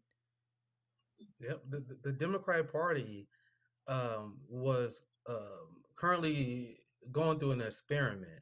They were trying to. Well, and that's the echo chamber, right? If you get caught up in your echo chamber and you only talk to people that, have those interests that you have and you're just hearing the same thing, you're not going to hear anything different. And then when other folks come and say, hey, we don't think like you and we have our own issues and needs and whatnot, and you're like, nope, just shut up and vote, and then you demonize us and say that we're misogynists or we have self-hatred for our own blackness. Your mama's black, what other demographic of people were demonized? Your mama's black. Oh, I don't know why these black men won't vote for Kamala. They're just misogynists and they won't vote for a black woman. And again, historically, and even now, it's probably still going to bear out that black men are the second highest voting bloc after black women voting for the Democratic Party. But you attacked us and you demonized us. And for 3 years, you sexualized our vote. No voting, no vucking. Pop the balloon. Oh, he's 6'6", he makes $100,000 a year, good looking brother, this and that, and then, oh, he's not gonna vote, and all the black women pop their balloon. Right? Sexual access. It's so offensive, it's ridiculous. And we talked about it last year, or last election, and the election before. Because the last year, it was stripper poles. Women, don't give your black men any sex if they don't go and vote. And it wasn't a thing of, oh, you didn't care whether or not we voted, just voted. We had to vote blue, right?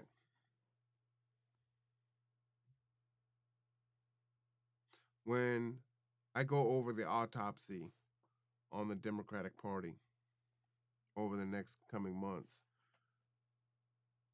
I refrained, right?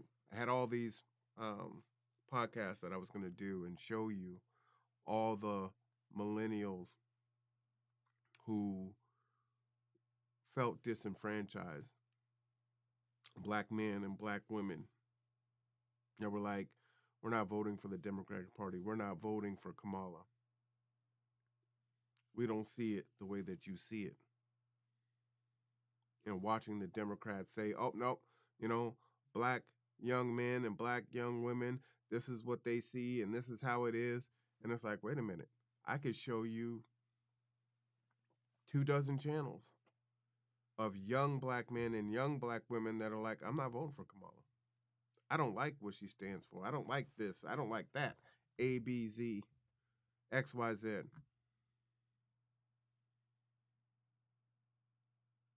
But you couldn't hear it. You wouldn't hear it. I was like, I could broadcast this stuff out now. I was like, no, I just need to wait. I need to wait.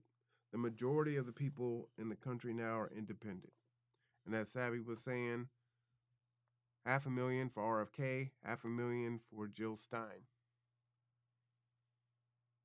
If we decided if the blue no matter who's were able to break their fever and say, you know what, we're actually going to start voting our interests. You're actually going to give us something like you give every other group for something for their vote, and we're going to vote independent, then both the Democrats and the Republicans would be on notice. And we can actually make the change that we want to see.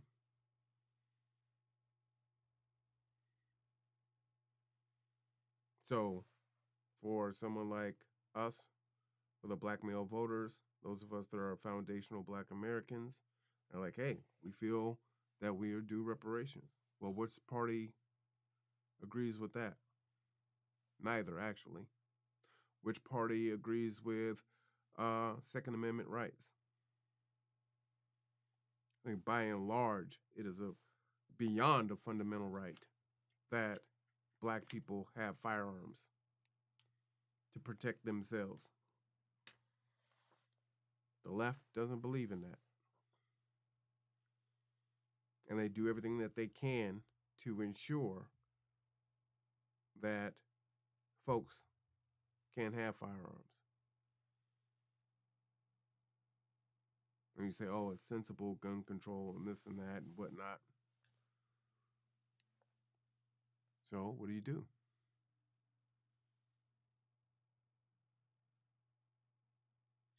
We want Black history, American history, these things to be taught. We want to see our education increase so that our boys aren't suffering illiteracy rates that are abysmal in 2024. We want to see that more than 11% home ownership in the next 15, 20 years in Kitsap County isn't the plight of black Americans in this county. Whose side do we support in there, Democrats or Republicans? And if you say, oh, well, it's the Democrats. Well, the Democrats have been in power for how long? We've had the Tara Simmons and the Emily Randalls and the name them and name them and name them, and they've been incumbents.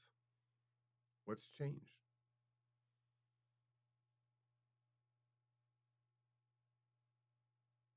And saying, well, the other side ain't going to do nothing for you. That doesn't work anymore.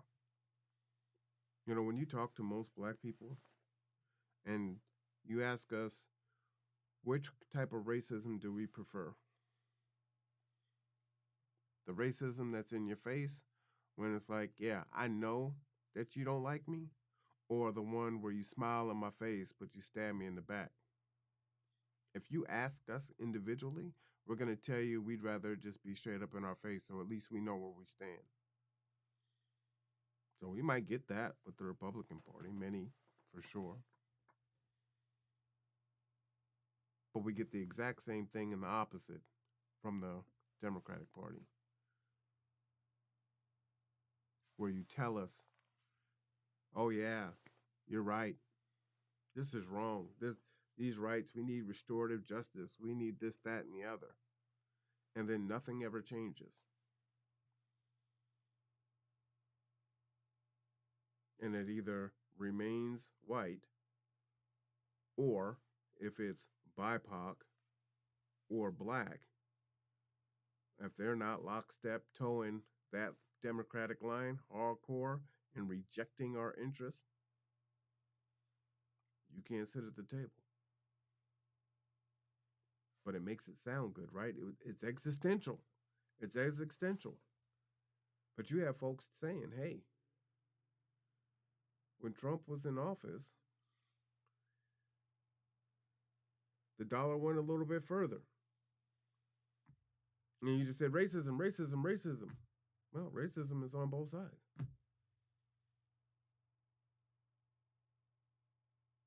Racism, racism, racism. It's going to destroy the country. This isn't on the voters. This is on the Democratic Party. When Trump was elected the first time, it's because you put Hillary Clinton forward. Terrible candidate. Warmonger. And it just so happened that he was able to appoint 3 Supreme Court justices. That wasn't supposed to happen, right? Maybe 1 was supposed to happen during that 4 years. But lightning struck twice and he ended up getting 3. And who knows what happens this time around if this holds up and he wins. Does he get another one? And at the end of the day, the only people that you can blame is yourself. Now, does everyone in the country suffer if it is a loaded Supreme Court? Sure. If it was the other way, would you be trying to expand the Supreme Court? Oh, we need to expand it from whatever it is now. What is it, 7, 9? Let's make it 17 so we can get some balance in there, get the numbers back into balance. See, when the rabbit has the gun, it ain't no fun. You just really thought that you could just keep on, keeping on. But see, the first thing that the Democrats want to do is retain their power. We're going to retain power at all costs. So one of the questions that I asked the candidates is, what would it take for you to step down? Would the people have to say, you know what, you're not effective. We need someone else. Even if that meant that that seat was lost to the other side for a term. And they're not willing to do that. Matter of fact, most will cheat, lie, and steal to ensure that they keep their seat. That you can't even recognize them as people, folks that you respected in the past. Like, what happened to that person? And they tell you, well, it's politics, you just don't understand. No, you went in and you got caught up and chewed up by the machine, and now you've been spit back out.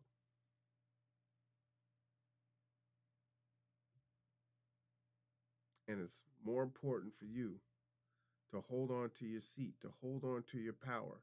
Can't imagine what you would do without that power, without that position. What would my job be after that? I got to go to work. I won't have that influence, the fame, the notoriety. So what do? Instead of having the respect of the people, insulating yourself with just a certain demographic of folk to ensure. Lie, cheat, compromise. And I don't mean compromise in a good way.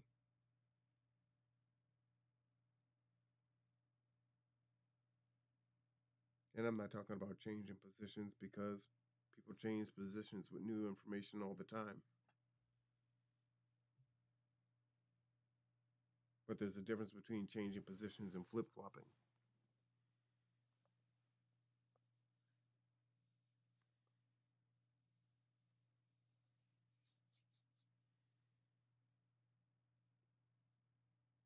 It's a hell of a night, boy. Wow. But we'll see what happens. It's early. This is what it looked like 4 years ago, and we woke up, and then Biden won, right? But if he wins not only the popular vote, but the electoral,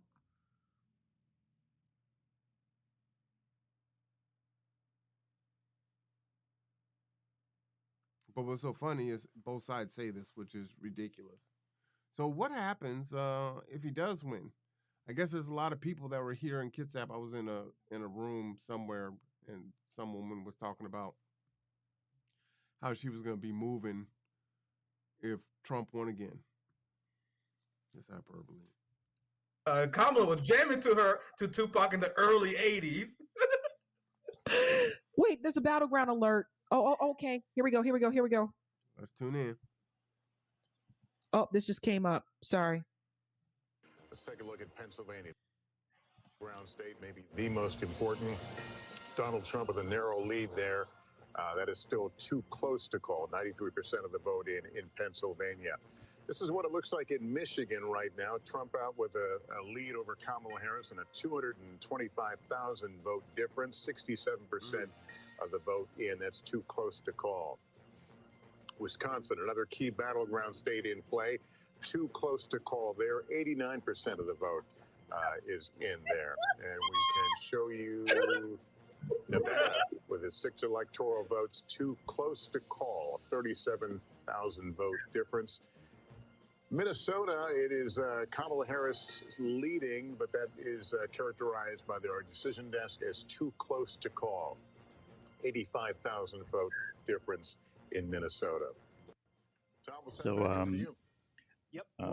Fox News is calling Pennsylvania. It's called Pennsylvania for Trump. Can you put it up, Eric? I don't know if we have Fox. Let me just pause there for a second. Now, Sabby has a lot of mainstream pundits that you see on different shows come on to her show and speak. She's not she's quite known in political spaces. And it's the black woman laughing, right, at the Democrats. This isn't black men.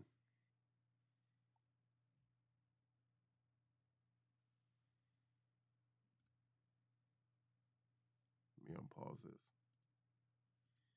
Oh, damn. Is it on video? Danny hype on. What's popping, Danny? Poor Lester. Somebody look out for Lester. Man. Oh my God. Oh my God. It's all going to start. The House of Cards is coming down now, so it's all going to. So she can't, because let's say she wins. Well, she behind in all the blue wall states. That's what I've been seeing. It's like, it's really over. Yeah, it's really kind of silly for them to take this long. So much for I'm speaking. Yeah, I'm speaking. They're gonna haunt her for some time. That's definitely gonna. And then having Bill Clinton go to Michigan and spew unhinged, racist, Zionist propaganda, great decision. And then you have Liz Cheney, who got blown out in a GOP primary. Hey, that's the big one. Points. Liz So Cheney, you pick the person who got to saddle up next to a warmonger in the Cheney family was just, what the hell? A lot of us are like, what are you doing? I mean, you would do that. That's what compromising your morals and compromising your ethics is all about. That's it, right? I want to win so bad, I will take anyone who supports me. This is what happened locally. I want to win so bad, let's go ahead and push this write-in through. And it wasn't so much that it was a write-in, it was the person they chose. That's how bad we want to win, blue, no matter who. And you saw the desperate folks all over Facebook and everywhere else demonizing folks. Oh, you wasted your vote. Oh my God, I taught diversity class, all this other stuff. This is ridiculous. You have compromised yourself. Now you can't be trusted. You can't be trusted. So for her to do that, remember when she was running for president 4 years back during the Democratic primary, right? She was calling Joe Biden racist and this and that and whatnot. And then he calls her, I want you to be my VP. Oh, I love Joe. Oh, I love Joe. You a liar. But you wanted it so bad, or people convinced you, well, you know what? You go in as the vice president and you can make change and you can do some things, right? So then, okay, people accept that, right? Pastor actually told me that you got to make the change on the inside. So that's probably what she thought, you know, based on what people told her, right? I'm giving her grace here. Let's assume. Then she gets in. She doesn't really do anything that we can see, aside from tell us, I ain't going to do nothing for just black people. We haven't forgotten any of that. And then when it comes time to run, it's like, oh, well, she's the VP and the VP doesn't do anything. So then why saddle up to a racist if you couldn't do anything at all? So was it to be the first? So you were the first this, you were the first that. Congratulations. What did it do? And the Democrats knew she was the first one to drop out. She got 0 votes. She was terrible 4 years ago running for president. That has not changed. So much so that as bad as Trump is on paper, what he's done, what the Democrats have set him up to do, because there's 2 sides to that, that the country electorally and from a popular standpoint are like, hell no. And not only are we going to take Trump, the felon, and everything else, or I thought it was supposed to be justice impacted. Oh, sorry, my camera is tripping out. You know, we're supposed to say justice impacted, right? But now we can go back to calling people felons because we'll say and do anything to win. So then that undoes all of the hardships that Black Americans, which you talk about, right? Because that's a big one, restorative justice. And if you served your time, then, you know, it's what you did, it's not what you are. Don't call them felons. They're not convicted felons. They're justice impacted. But as soon as it suited you, Democrats, oh, he's a felon. We can't have a felon.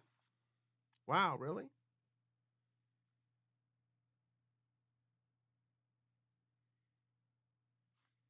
Folks are watching it. The youth are watching it. The millennials that have this apathy, they see it. When we go and we look at the autopsy of who voted and what percentages. And again, I'm going to show you the videos of young Black men and young Black women and others that are like, nah, I'm good with the Democratic Party.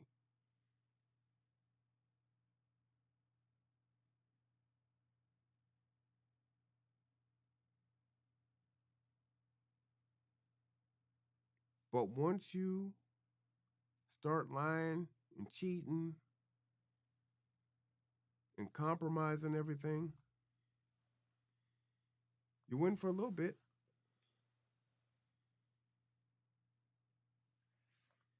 You'll win for a little bit.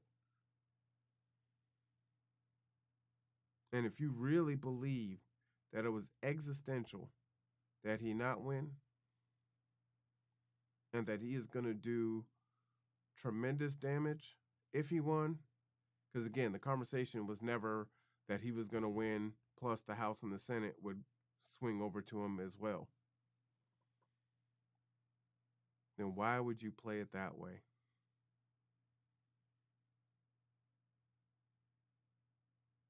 You could have been honest. You could have answered questions. You could have been about actual policy, not trying to trick us and say, oh, we've got a black policy. And then when you get called out on it, it's like, oh, no. It's blacks and others. So it's the same thing. It's everybody. Like we're stupid. You keep playing us for suckers.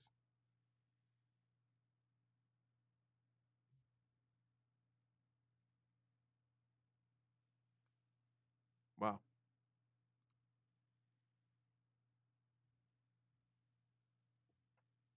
Blown out in the primary, and you're gonna make her the face of the campaign, and you guys are shocked that this happened. Oh wow! And I want to make what I said. I want to make a point about people not voting down ballot because, and for people who are not aware, so like in my state, in Massachusetts, in North Carolina, I'm gonna use these as two examples.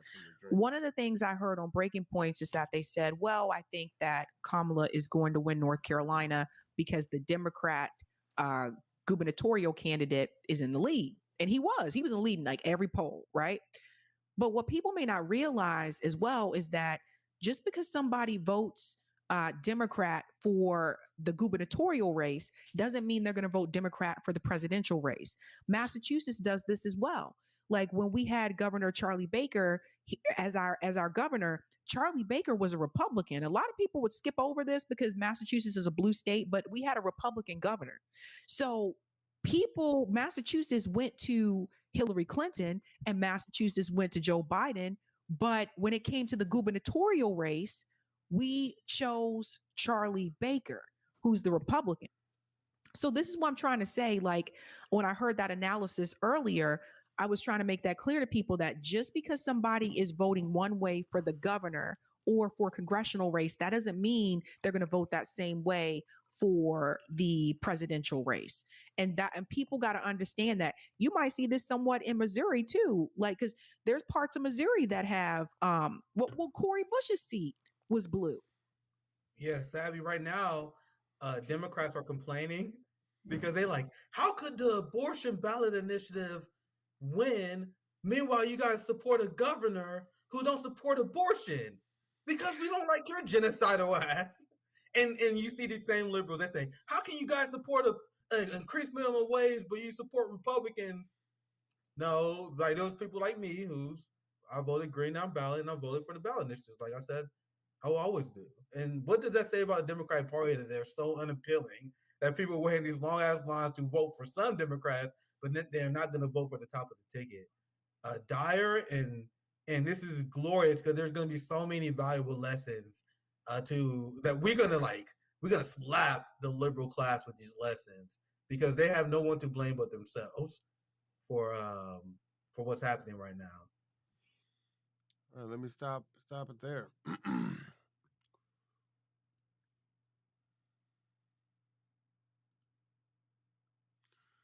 Check in on our local news here. Also called the U.S. Senate race for Maria Cantwell, who was being challenged by Republican candidate Raul Garcia.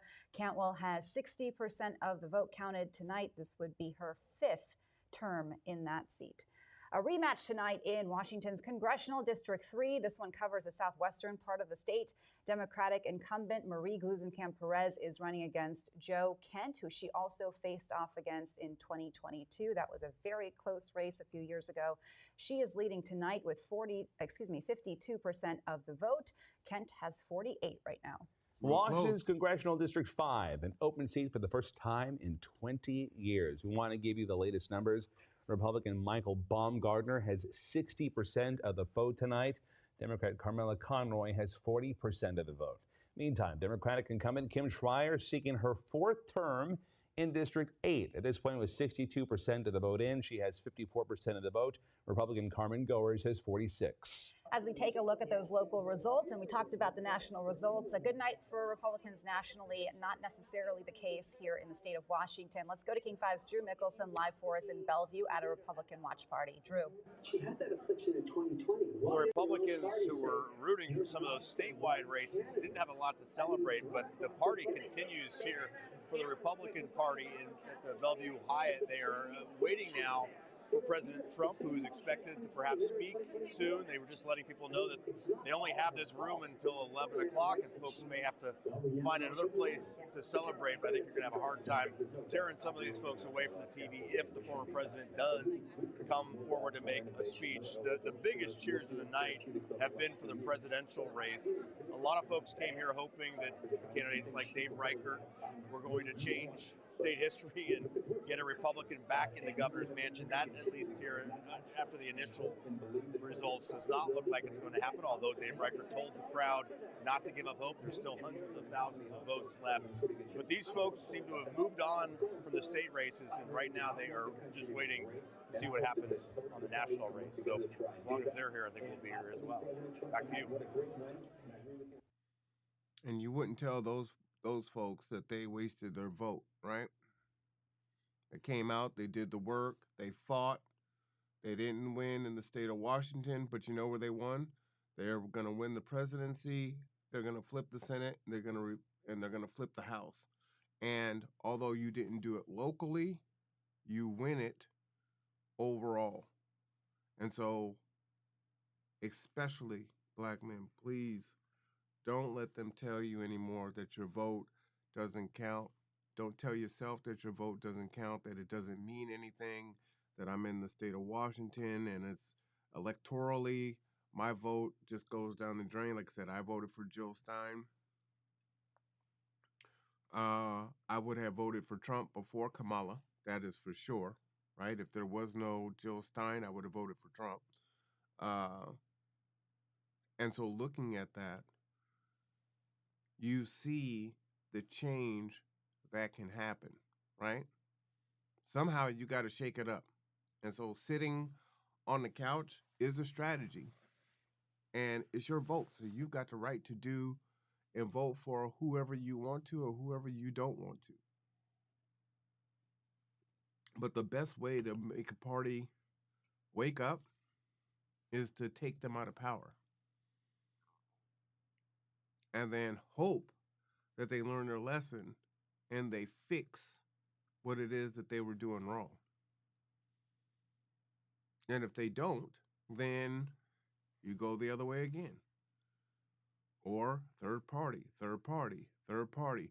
My hope is third party, third party, third party. And we can do that. I believe the Republican Party was a third party. Historically. So don't let them tell you it can't be done. Right? We're America. We're exceptional. There's nothing we can't do, right?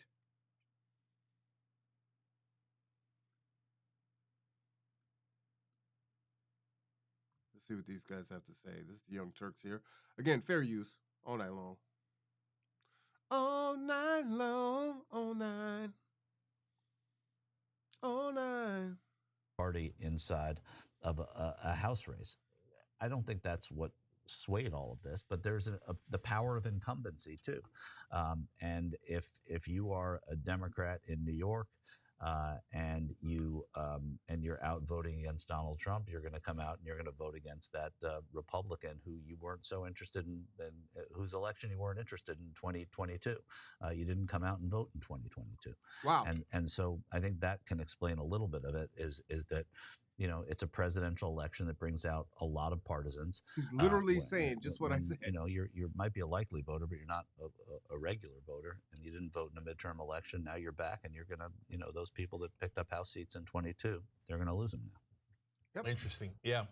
Let's see how it winds up at the end, and then he's saying we'll figure exactly out what I just happened, said. and we'll dive into the numbers and the trends to see what could possibly explain it. I'm going to read a couple of super chats here because I think they're relevant, and then we'll transition, like I said, to the next. Look how flat they are. If your vote didn't count, Why do they try so hard to either demonize you, to tell you that it's a waste of time, to tell you that it's existential, to tell you that your mama's black, to tell you that you're being misogynist, to tell you that you're being anti-black or racist if your vote didn't count?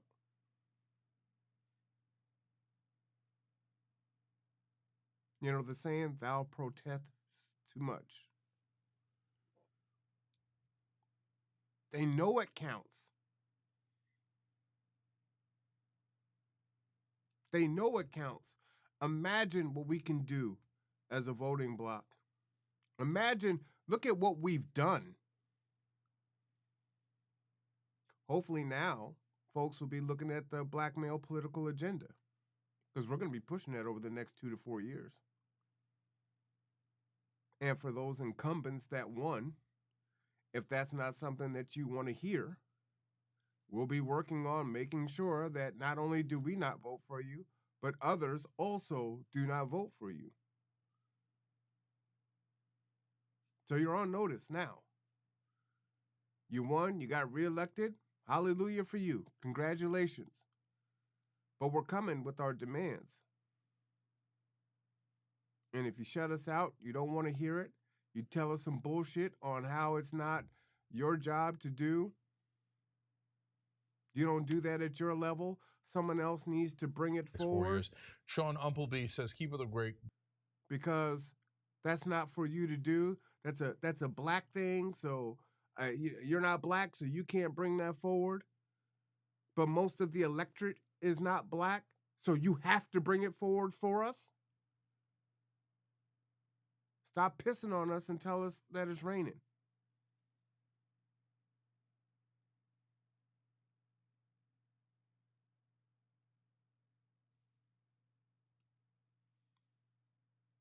Great work, guys. Keep the faith. Let's go Steelers. Steel Dragon from the Berg.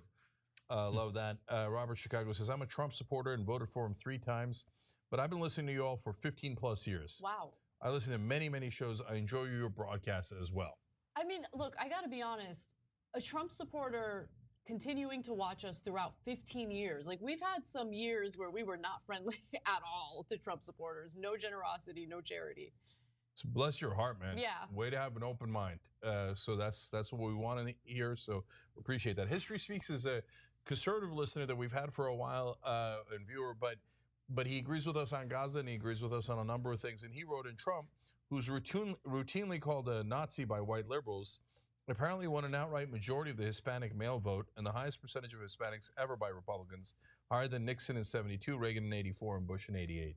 So Woo! that is that. If that's, Woo! accurate, and it's probably, if it's not, it's very close, right? Woo! So anytime I read these things, if I haven't confirmed it, I just tell you a grain of salt on the exact numbers. But we've got to reckon with that.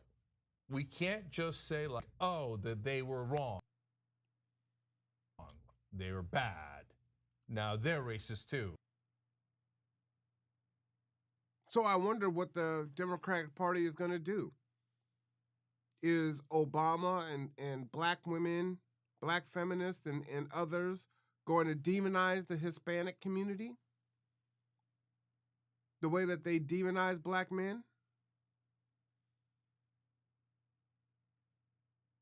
Or you probably wouldn't dare, right? See, people typically punch down. That's how you know the power structure.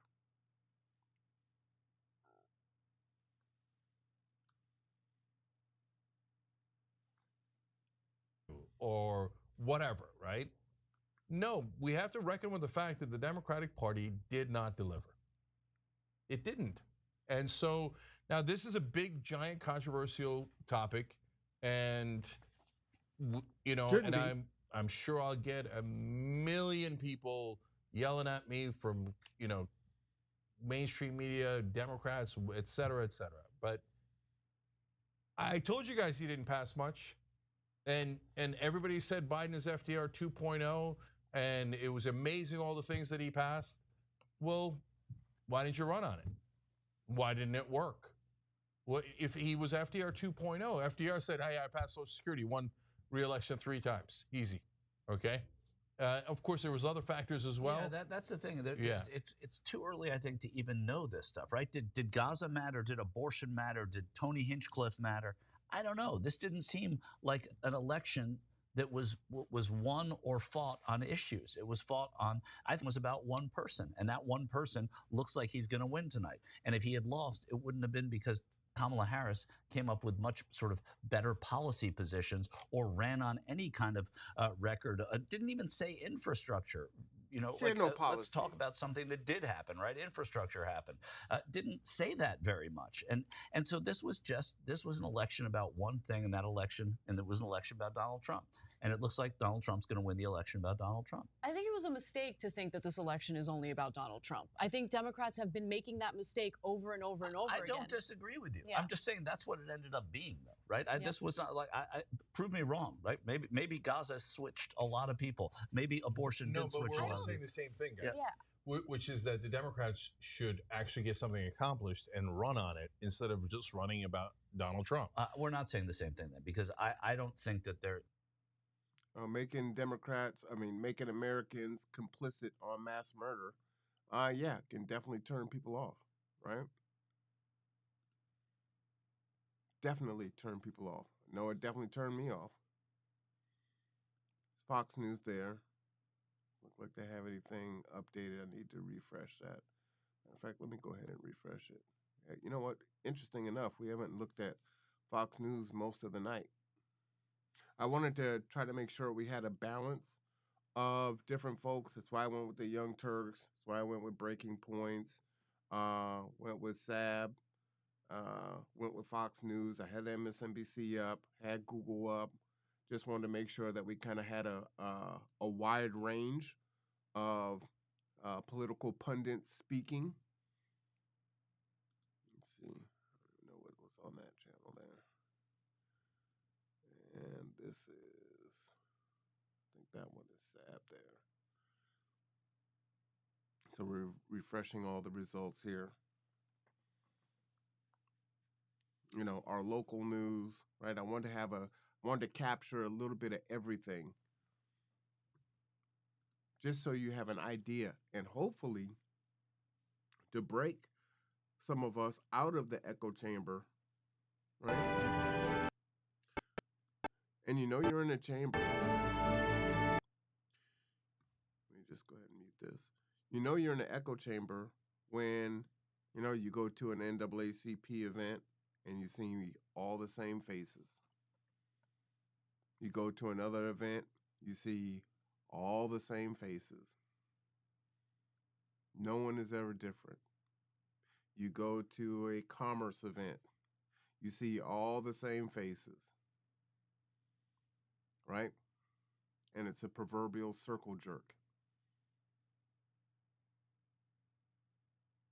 It happens on the left and it happens on the right. And so as long as that's what it is, nothing ever changes. And then when it comes, there's the gnashing of teeth. Oh my God. How could this have happened? This man is going to win the popular vote. How? How? How? Let's see what Fox is talking about. And just let our viewers know, you as well in Austin, because we have been at this all day today. So this is really stunning news here. I'd like to hear thoughts from both of you. Austin, of course, because you've been here for hours on end. Yeah. And Richard, you as well.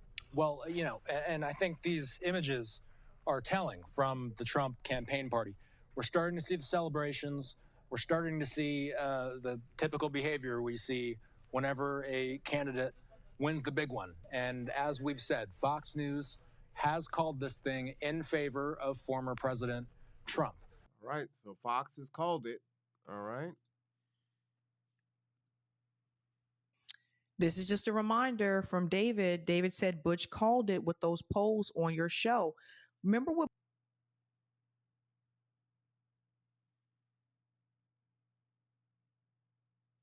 Let's go ahead and refresh there. Advice. Why the Democrats but this is what they're showing right now. Here we go. And it says, so for Kamala, white men 24%, white women 31%. Oh, you mean Roe didn't sell too well? See, this is the other thing. We try to tell them, Sabi. Not running on core economic issues. Black men was 81% for all the people who pointed fingers and said, "You brothers." Black women. And that's bad, because if we got to be honest here, apparently that tactic worked. Because they do it every election. Every election they do this shit. They did this in 2020, 2016. I said and that then earlier. Black people fall for it. They get shamed by liberals and they vote for it. It's sad. That earlier. Well, Fox has called it for Trump. Well, what happened to the other states though? Hold on, I'm gonna go back to this. What I would say, let's pull this chart up. We need to talk about this. Yes, of course. They did this in 2020. Let me go ahead and pause that. Right. So, again, Obama, feminist black women, D.L. Hughley, who's the comic with the mustache. So many people have demonized us. And look at what we voted. Black women were 90%. Then it was black men at 81%. But you talk down to us like we were some children, like we were little pieces of shit. Your mama's black.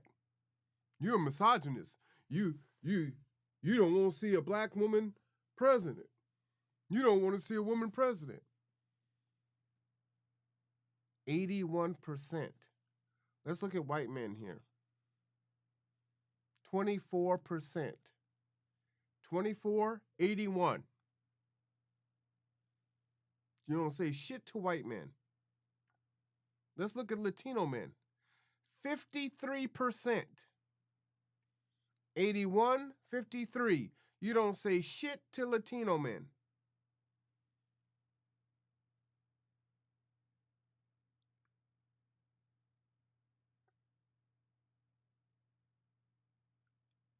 Like she said, is it abortion? Was that the main issue? Women's reproductive rights? 31% of women. 81 of white women. 31% of white women. 81% black men. 50 percentage points higher. But we're the misogynist pieces of shit.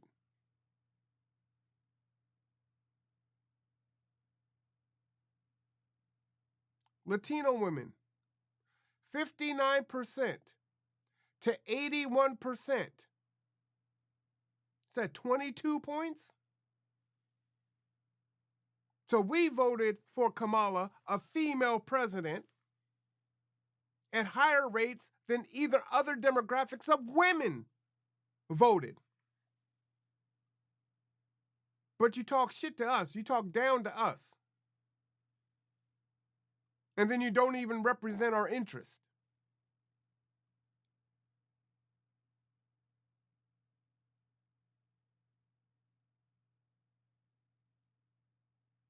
This is that bullshit. All other races, 42%. Black men, 81%. 39 percentage points. Black women outvoted us by 9% for the Democratic nominee, Kamala Harris. Even with all the bullshit, she's not black. We won't vote for a black woman. We're misogynists. We can't be led by a woman.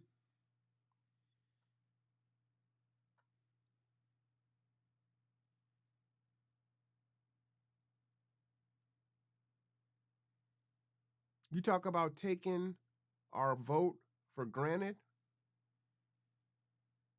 Most people would kill to have loyalty like that.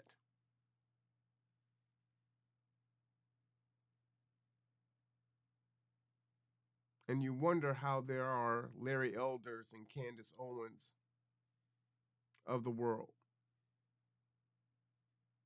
Because those of us that just keep on voting blue no matter who, we the fools. We are the fools.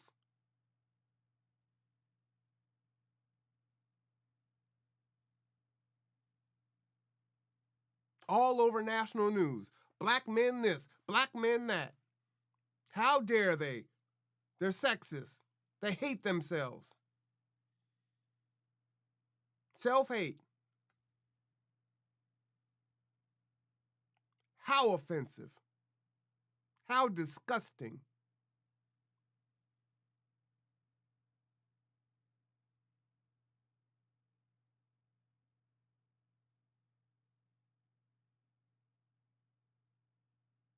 What do you need to say to your white women that voted at 69% for Trump? What do you need to say that almost half of Latino men voted for Trump? Immigration aside, what do you have to say that 40% of Latino women voted for Trump? Immigration aside, what do you have to say that 55% of everyone else, Asians, yada, yada, yada, yada, yada, voted for Trump?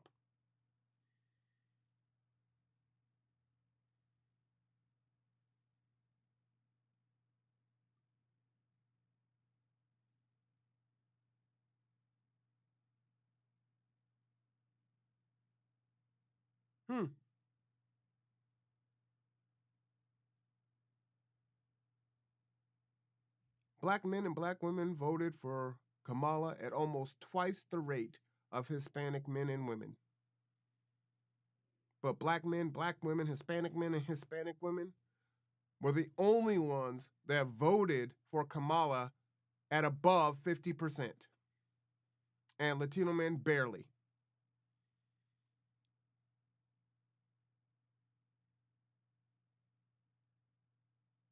But we're still underrepresented.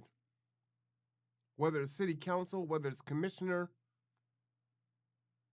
whether it's governor, state representative, right? It's not Shannon's time. He's not a strong enough candidate yet.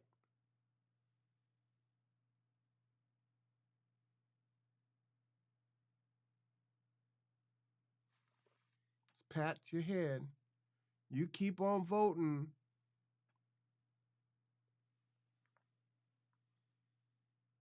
We'll get there. Right now it's existential. We just can't right now. No, you're not a good candidate. You're not strong enough. No, you don't know. No, you don't know enough. You don't understand how things go. Just vote and we'll.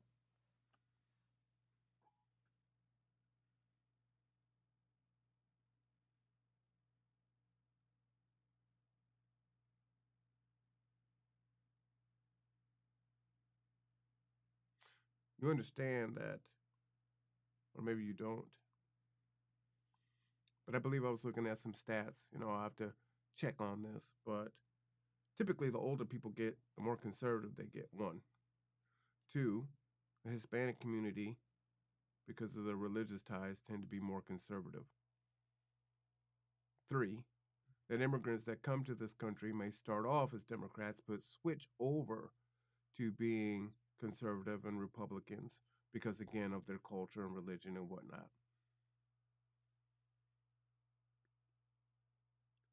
And so while the Democratic Party is saying that they are waiting for toxic white males and racist women to die off, you think that it's really going to change? I don't think so.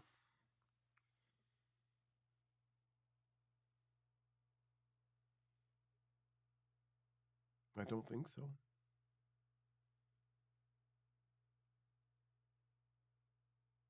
And what does that say when you talk about the patriarchy and toxic male, whatever the hell y'all be talking about. 24% of white men, 31% of white women, only 7 percentage points different when it comes to voting for Kamala. Matter of fact, it's even less when you look at voting for Trump. 69% and 74%. So only 5 percentage points, right? Well, they say it's almost within the margin of error. That doesn't count in this regard, but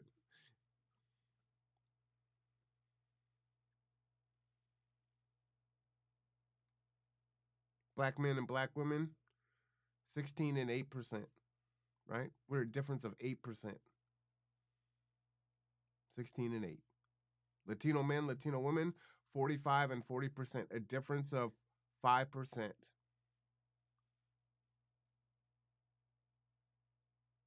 The Latino community, half pretty much is Republican, half is Democratic.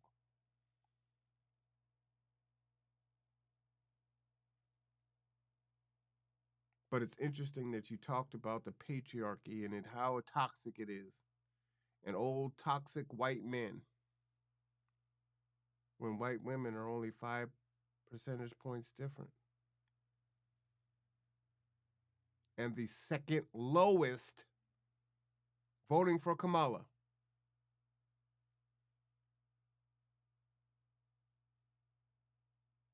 But black men are the pieces of shit. The misogynist piece of shit.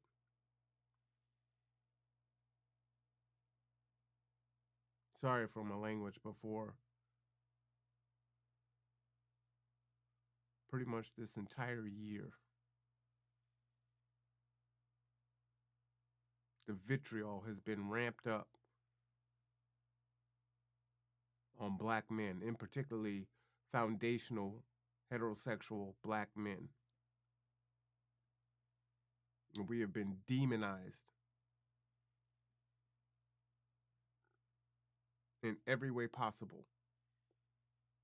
Outside our race, inside our race, by our women and by other men.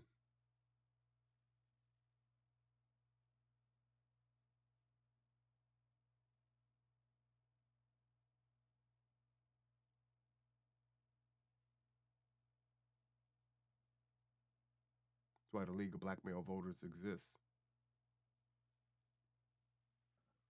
Let's get back in here and hear what they have to say.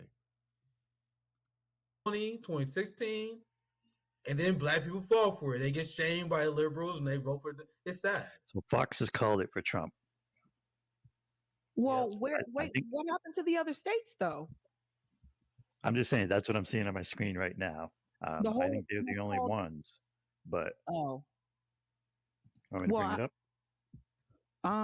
Well, I wanted to see what happened to the other states. Where is are these other states been called in yet? That's what I was trying to say. Fox's news right now is Trump elected 47th president. I'm telling y'all, bro, that Zelensky curse is real. The Zelensky curse. I just tweeted a picture of Kamala shaking hands with Zelensky. It's like all these Western leaders, bro, got taken out by NATO. I'm not gonna sit here and say that's a direct correlation, but it's fucking hilarious. Every single in the beginning of the Russian-Ukraine conflict, I know you remember this too, Savvy. They were saying the Ukraine war will be the end of Vladimir Putin.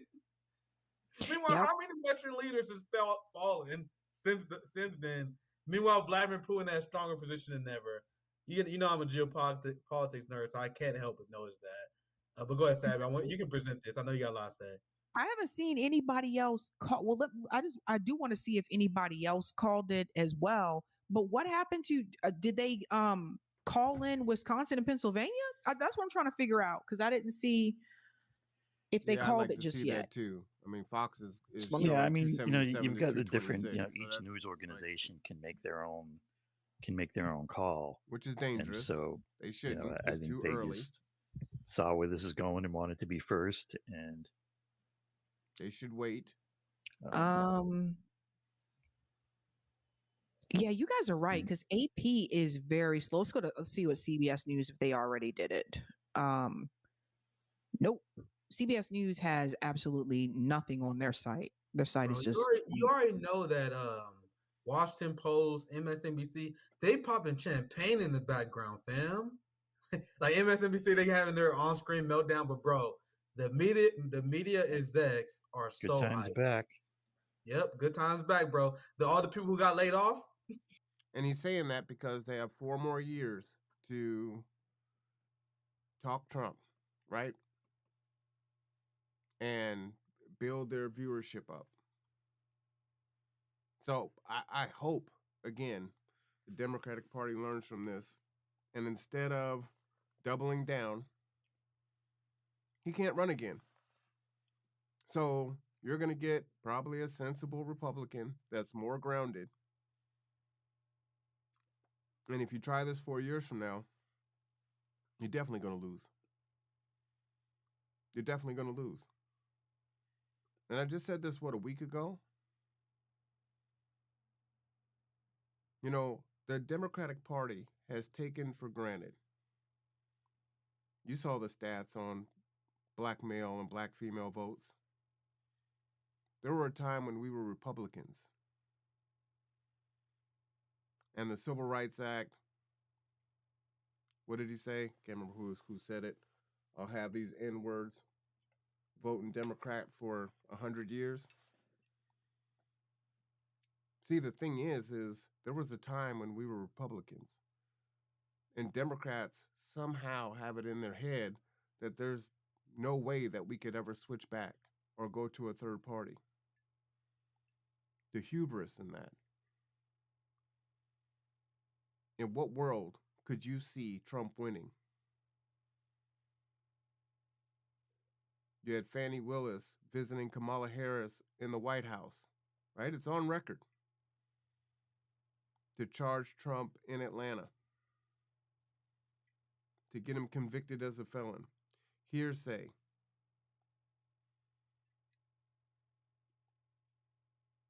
Most of us are like, we're looking at the stuff that you charged him with as trumping up charges. And with all of that, not only the electoral, but the popular vote from your Hispanic male community, from your Hispanic female community, from your Asian male community, from your Asian female community, from your white female community, women's reproductive rights, abortion. See, the only way to win the popular vote is women. They vote at a higher percentage than men do.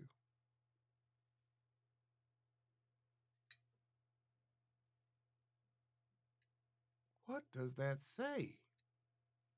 Honestly. Objectively.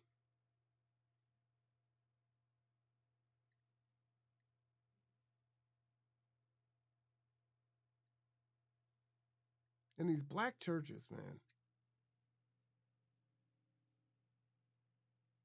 How disappointing. Watch you parade Kamala Harris into your church. Parade guest speakers into the church. This happened nationally and locally.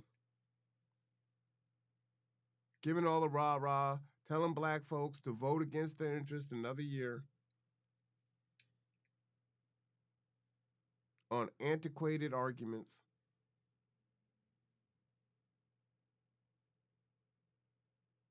And the thing is that there is a divide, and there is a class divide, even in the black community.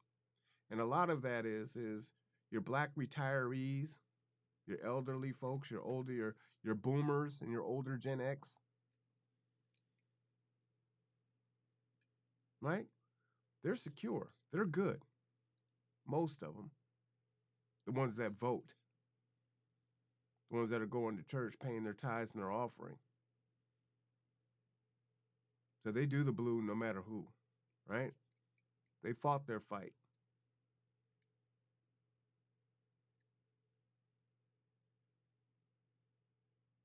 But your children and your grandchildren and your great-grandchildren, they're suffering. They can't buy the homes.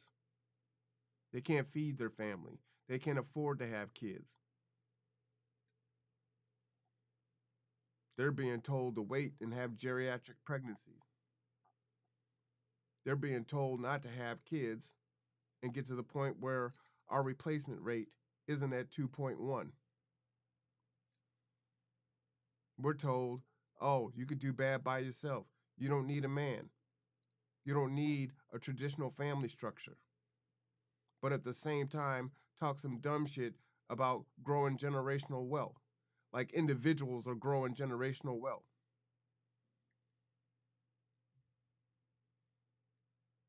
It's a trick bag.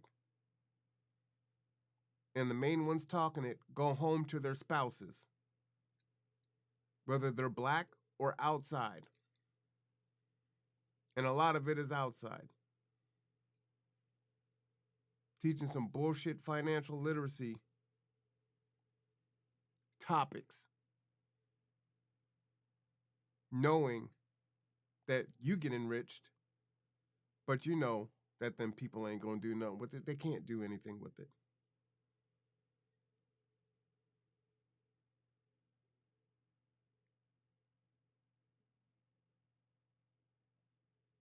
You've told us to compromise our needs over and over again to champion everyone else's needs. That if we go along and build these coalitions, that we'll all rise together. But what we see is every demographic in this county will have better home ownership percentages than the black community. And somehow we still get left behind.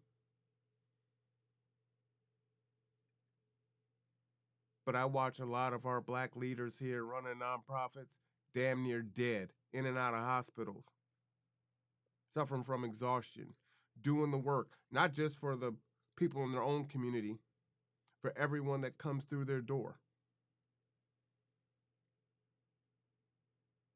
Most don't take vacations. Most are working 16-hour days.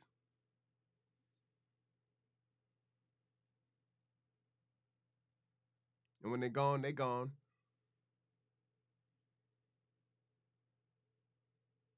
Will we see a permanent storehouse? Hell, we just lost Quincy. We just lost Mr. Roosevelt Smith.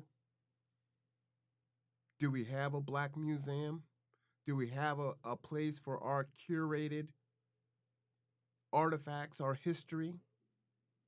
Or is it still stored in a closet or in Tacoma?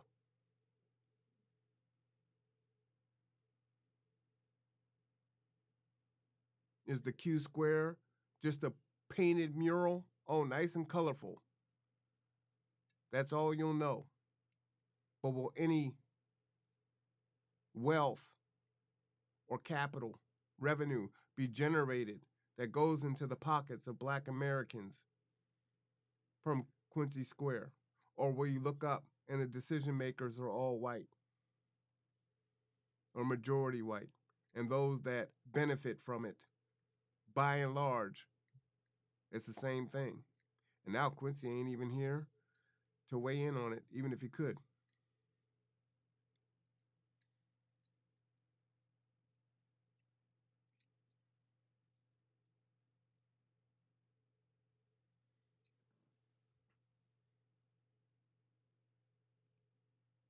They're gonna be like, hey, y'all, we're gonna need you back. You know that the anti-Trump column you did? We need some more anti-Trump. Bro, trust me, man, liberals, this is exactly what the media organizations wanted. The media organization, I'll say that for sure. So far, the Trump margin in Pennsylvania is large enough that even if I add Jill Stein votes and Chase Oliver votes, that still wouldn't have helped Kamala Harris beat Donald Trump. Damn it. I want it to be the reason why. Damn it. I wanted to look at the vote margin. It was like liberal. See if Jill Stein, the margins that Jill Stein got is directly the reason why you lost. Unfortunately, we can't say that though. Unfortunately, they called Wisconsin.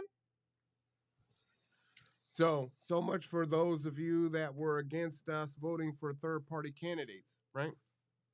Because even if you added in Jill Stein and the other third-party candidates, it still wouldn't have helped Kamala win.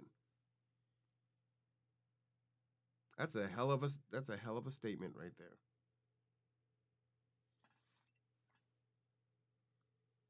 It looks like they called it. Let's bring it in, Eric. Who? Shout out to Sabrina. It looks like they called Wisconsin. Who called Wisconsin? Which org are you referring? I think Fox News. Let me check and see if there was another one. Sorry. I mean, they must have called something. So they have Trump 277, Harris 226 now. That's what I'm saying. Like it kind of, for sure, kind of just came out of nowhere. That's why I was like, what is going on? So it's a matter of time. That'd be 22. I think it was at 239 or 249, something like that. I don't see. Yeah, I don't know why they called. I don't know why they call. I guess the lead is so big in Wisconsin. I don't know why they called Wisconsin though, because nobody else has called it. It's 88% of the votes are in Wisconsin. Fox News decision desk. I guess so. So this might mean that JB's prediction was right, because JB predicted that it would be a sweep. We don't know what's going to happen. Oh, Nevada. Let me double check. Oh yeah, I think they're just jumping in. I mean, they're still saying they haven't called Wisconsin, but you got the working class down there. Arizona. So I want to show this to everybody really because this goes to show you that real RCP was actually right. And for everybody, I mean, it's generally a good methodology of just averaging out everything. Yeah, but people were saying no, they're not going to be good because remember, well, I guess not right with Wisconsin because the average they had for it was Kamala win in Wisconsin, but it doesn't look like that's going to happen. And then the other thing is, they had Georgia right. Yeah, they predicted he would win Georgia, and also that Trump would win North Carolina. And all that stuff that Fannie Willis did down in Georgia. What did they say about Pennsylvania? That's what I wanted to see. YSL. Yeah, and with they Trump, predicted he would win Pennsylvania. Absolutely, I think had a lot to do with that. It's interesting. So now we're gonna have Donald Trump that has to deal with the new rising BRICS, and now I'm like immediately thinking about the consequences of this because Donald Trump, last week or so, he said that he's going to pursue sanctions and increase tariffs on countries that pursue de-dollarization, which is the express goal of BRICS, which will only lead to more de-dollarization. But it's already coming so anyway. A lot of these fake populist people who wanted to win over Trump supporters, so they wasn't critical of Trump over the last few years, it's going to be very interesting to watch their content because Trump has directly advocated for policies that's going to hasten the United Empire being weakened. So it's going to be very interesting to see. Look, here's one of the things. China is an enemy to the United States, right? And we are purchasing everything from them. What is scary is that we are purchasing our medication, right? And several other things from them. The lifeblood that keeps America going. We need to start bringing manufacturing home in a real serious way, right? We're looking at geopolitical wars on multiple fronts, 3 or 4 at the minimum, right? We don't know what's going to happen here. If I was Israel, I would escalate now while there's only 2 more months of Biden being in the presidency and in the chaos of Trump coming to power and the country reeling on his election, right? If I was Netanyahu, I would start bombing the hell out of everyone that I wanted to bomb down there and then force the United States to support me. So we're in a bad way. But we need to start manufacturing at home. We talk about how we're losing jobs. We need to allow all these immigrants to come in to do the jobs that Americans don't want to do. And I have a lot to ask and talk about that, but I'll save that for another day. But regardless, there's plenty of work for Americans and immigrants to do if we start manufacturing here at home. So take some of the billions of dollars that you've given to Ukraine and given to Israel and the money that you've sanctioned from Iran and other places and start opening up manufacturing.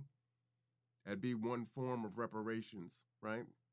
Make them black businesses and start producing our prescriptions and our physical items here and bring manufacturing back here. Subsidize the jobs program through that so that we're not dependent on our enemies.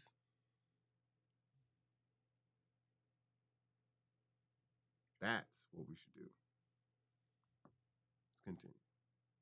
How he never. Now you guys know I'm a nerd. This is like what I'm thinking about. And now we're gonna see if my prediction was correct, because I predicted about a year or two ago that I don't see Trump reining in the NATO proxy war. We will see if I'm correct on that. That was a risky gamble pick, but I'm still sticking with it. Like, I don't think they already heard rumors. I think WikiLeaks posted how the Trump administration already floating hiring Mike Pompeo and like some other swamp monsters. I think they already debunked that. I have to double check, but I think they. Okay. Oh. Yeah. I didn't know if it was debunked, but I'm still not convinced. And maybe I may be wrong, but JD Vance came out the other day and said that Trump will absolutely not pull out NATO. That he actually advocating for a stronger NATO. And now you have record amount of NATO countries that are hitting their funding. A record amount of NATO countries right now are hitting their 2% defense spending budget, and that's exactly what Donald Trump won. And JD Vance said when he get in charge, they're going to advocate for countries like Germany to spend even more. And that made me think that they're not going to. Because why would you increase NATO spending and then you're going to let out pressure on Russia? So it'd be interesting. There's a lot of takes I have on this. Thursday's gonna be fun, Savvy, when we do our RBN roundtable. Because there's gonna be a lot to break down that day. Trust me. Go ahead, Savvy. I just want to read this from New York Varsity, and then Eric, if we can do more super chat, I'm just going to take another quick break, and we can do more super chats. Then I'm sorry, my brain is going to explode. It's gotten to the point where I'm not joking, you guys, when I said I close my eyes and all I see are polls. Like that's all I've been seeing for the last couple of days. New York Varsity goes, in Wisconsin, he is up by 100K plus in 2020. There were a total of 320K plus people who voted. They are running out of people. Yeah, because there aren't that many people in Wisconsin. Not as many people. Okay, Eric, you want to go to some of the... Sure. All right. So while they kind of go over the super chats, let me let chats that play and then just mute it so it'll stay current. And then let's go and see if we can't find another map here. All right. So, wow. He still has a 5 million popular vote lead. Again, this is amazing, right? 5 million to win the electoral and the popular vote. I mean, there's leaving no room for doubt, right? And they may take the House and the Senate. I mean, this is... what else can you say? What else can you say? Here in this map here, they haven't called Minnesota, Wisconsin, Nevada, Arizona, or the other one up there. But at, what was that, 247? Is that where he was? According to this map. But does he only need one, right? Yeah, 247. Trying to get to 270. He only needs 23. Based on this map here, on these numbers, when it switches here. So, and just so you know, this is MSNBC here. So this is the most liberal of the news stations And, they're clearly not calling it yet. And again, so I think it's important that we show many different news sources here so we can see, as he said, you got Wisconsin. I'm tired. Minnesota, Wisconsin, Pennsylvania. Have they not called Pennsylvania? Pennsylvania alone is I believe that I said that was 19. That should do it damn near by itself. Let's see what's happening here. 70 mark and effectively becoming the 47th president of the United States in what really has been a stunning election cycle of this season, starting off with the fact that it was going to be current President Joe Biden facing off against Donald Trump. All of that changed fairly quickly in July when we learned that Vice President Kamala Harris would be stepping up there to fill in that Democratic. Right, and the lies, again, wanting to win so desperately that you told Democrats, you told the American people, oh, no, this is Joe Scarborough, right? And those of his ilk. Oh, man, I haven't seen Joe Biden sharper. Oh, he is just sharp as hell. I was just talking to him the other day. He's smart as a whip, and he's quick and this and that. And we're watching it, right? Gaslighting us. He's falling over, walking off on the stage. He's lost. Oh, no, they edited the tape. They did this, they did that. They knew it the whole time. And instead of saying, you know what, this is an issue, we need to go ahead and have a primary. We need to go ahead and you probably would have found someone that wasn't Kamala, right? Again, 4 years ago when she ran to be president, right? She didn't get any. She was the first one to drop out. She was as bad. She was worse. This is worse than Hillary. She was worse than Hillary.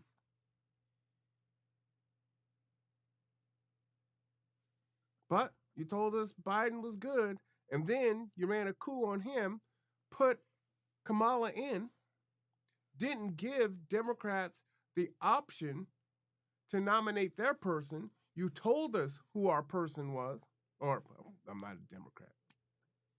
You told us who the Democrats had as a choice.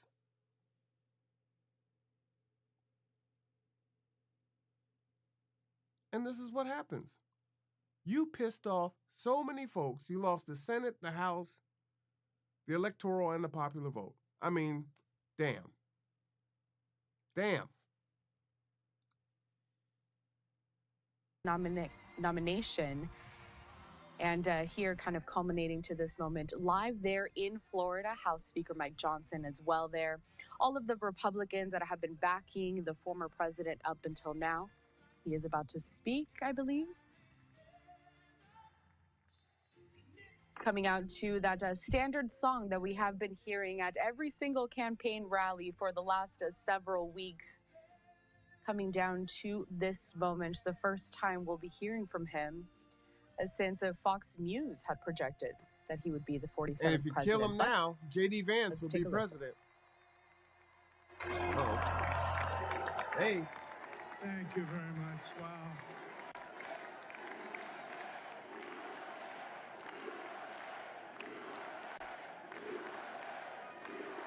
Well, I want to thank you all very much. This is great. These are our friends. We have thousands of friends on this incredible movement. This was a movement like nobody's ever seen before. And frankly, this was, I believe, the greatest political movement of all time. There's never been anything like this in this country and maybe beyond. And now it's going to reach a new level of importance because we're going to help our country heal. We're going to help our country heal. We have a country that needs help, and it needs help very badly. We're going to fix our borders. We're going to fix everything about our country. And we made history for a reason tonight, and the reason is going to be just that. We overcame obstacles that nobody thought possible, and it is now clear that we've achieved the most incredible political thing. Look what happened. Is this crazy? It's crazy. It is crazy. But it's a political victory that our country has never seen before, nothing like this. I want to thank the American people for the extraordinary honor of being elected your 47th president and your 45th president. Wow. And every citizen, I will fight for you, for your family, and your future. Every single day, I will be fighting for you, and with every breath in my body, I will not rest until we have delivered the strong, safe, and prosperous America that our children deserve and that you deserve. This will truly be the golden age of America. That's what we have to have.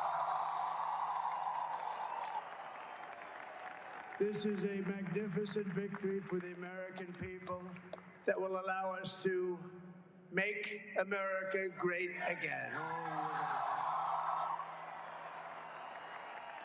And in addition to having won the battleground states of North Carolina, I love these places, Georgia, Pennsylvania, and Wisconsin. Wow. Wow. We are now winning in Michigan, Arizona, Nevada, and Alaska, which would result in us carrying at least 315 electoral votes. But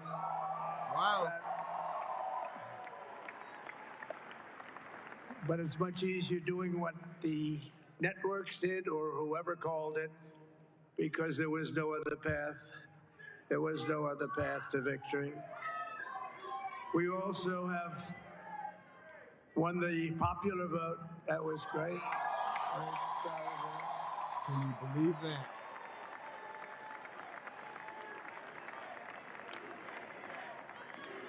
I mean, that is wild.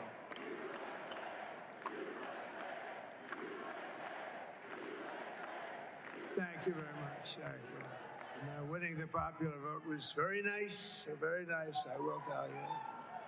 It's a great feeling of love. We have a great feeling of love in this very large room with unbelievable people standing by my side. These people have been incredible. They've made the journey with me, and we're going to make you very happy. We're going to make you very proud of your vote. I hope that you're going to be looking back someday and say that was one of the truly important moments of my life when I voted for this group of people beyond the president, this group of great people. As soon as he might get another Supreme Court justice. America has given us an unprecedented and powerful mandate. We have taken back control of the Senate. Wow, that's good. And the Senate races in Montana, Nevada, Texas, Ohio, Michigan, Wisconsin, the great Commonwealth of Pennsylvania, were all won by the MAGA movement. They helped so much. And in those cases, every one of them, we worked with the senators. They were tough races. And I mean, the number of victories in the Senate was absolutely incredible. And we did tele-rallies. We did tele-rallies with each one of them. And sometimes we did 2 or 3 and it was amazing to look at all of those victories. Nobody expected that, nobody. So I just wanted to thank you very much for that. And you have some great senators and some great new senators. And it also looks like we'll be keeping control of the House of Representatives. There you go. There you go. And I want to thank Mike Johnson. I think he's doing a terrific job. Terrific job. I want to also thank my beautiful wife, Melania, First Lady.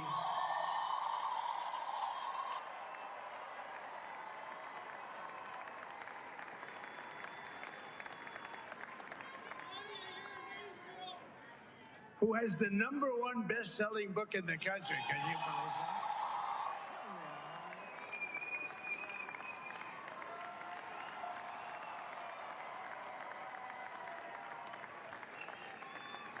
No, she's done a great job, works very hard to help people. So I just want to thank her. But I want to thank my whole family, my amazing children, and they are amazing children. Now, we all think our children are amazing. Everybody here thinks their children are amazing, but that's a good thing when you think they are. But Don, Eric, Ivanka, Tiffany, Barron, there's Laura, Jared, Kimberly, Michael, thank you all. What a help.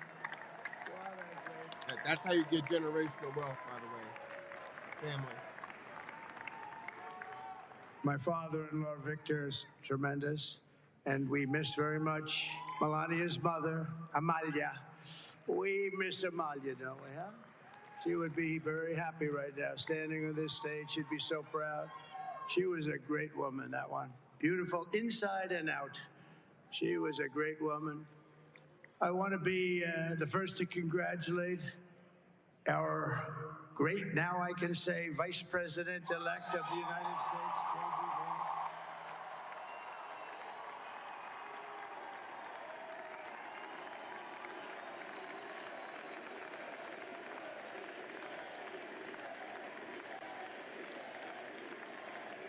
And his absolutely remarkable and beautiful wife, Usha Vance. And he's a feisty guy, isn't he? You know, I've said, go into the enemy camp. And you know, the enemy camp is certain networks. And a lot of people don't like this. Sir, do I have to do that? He just goes, okay. Which one? CNN, MSDNC? He'll say, all right, thank you very much. He actually looks fun. He's like the only guy I've ever seen. He really looks forward to it. And then he just goes and absolutely obliterates them. Say a couple of words here.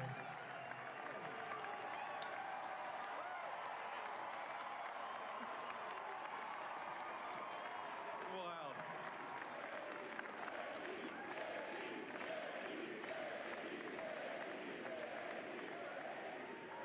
Well, Mr. President, I appreciate you allowing me to join you on this incredible journey. I thank you for the trust that you placed in me. And I think that we just witnessed the greatest political comeback in the history of the United States of America.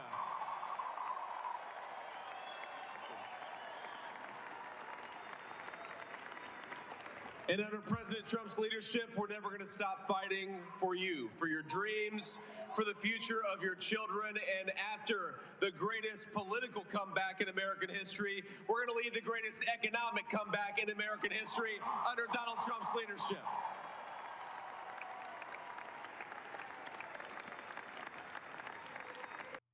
All right, so we checked in with President-elect Donald Trump. Let's just go back through and see. We're at 66 million and 61 million, respectively. This is, who is this? This is MSNBC. Still is not calling it. Let's see. They are playing. Uh-oh. Trump pushes dark, divisive message. They're just going back. This is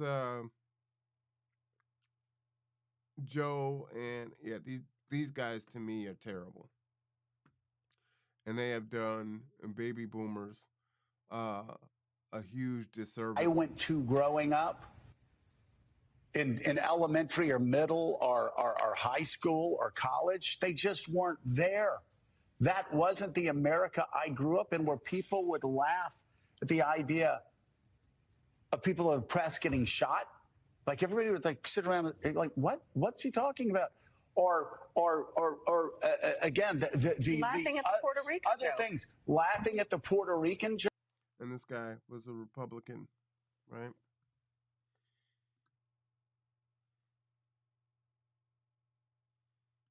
What NBC has called for Trump thus far have been the states of Kentucky, Indiana, West Virginia, Tennessee, Alabama, Florida, Missouri, Oklahoma, South Carolina, and Arkansas. And for Kamala Harris so this is far. way back. Let me catch up here. It's way earlier. All right, they're done. Let's see. I was like, whoa, they went way back. Are they still talking or sulking? I don't think this election would have been about that. I think because of Donald Trump. They should still be talking.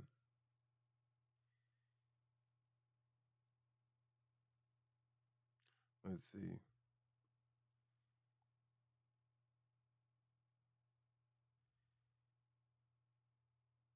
Okay, we literally spend we have our production meeting at 9 in the morning. Even before that meeting, all of the producers for the main show are researching stories. What do we want to cover? And then we spend the rest of the day researching it to the best of our abilities, and then we cover it on the show. We never talk out of our ass. Everything that we talk about has been researched as much as we can before we go on air. I say that because when we talk about something and when we bring up issues that are being overlooked by the Democratic Party, we're not doing it because we built an audience for 2 decades and we're looking to grift by pissing them off.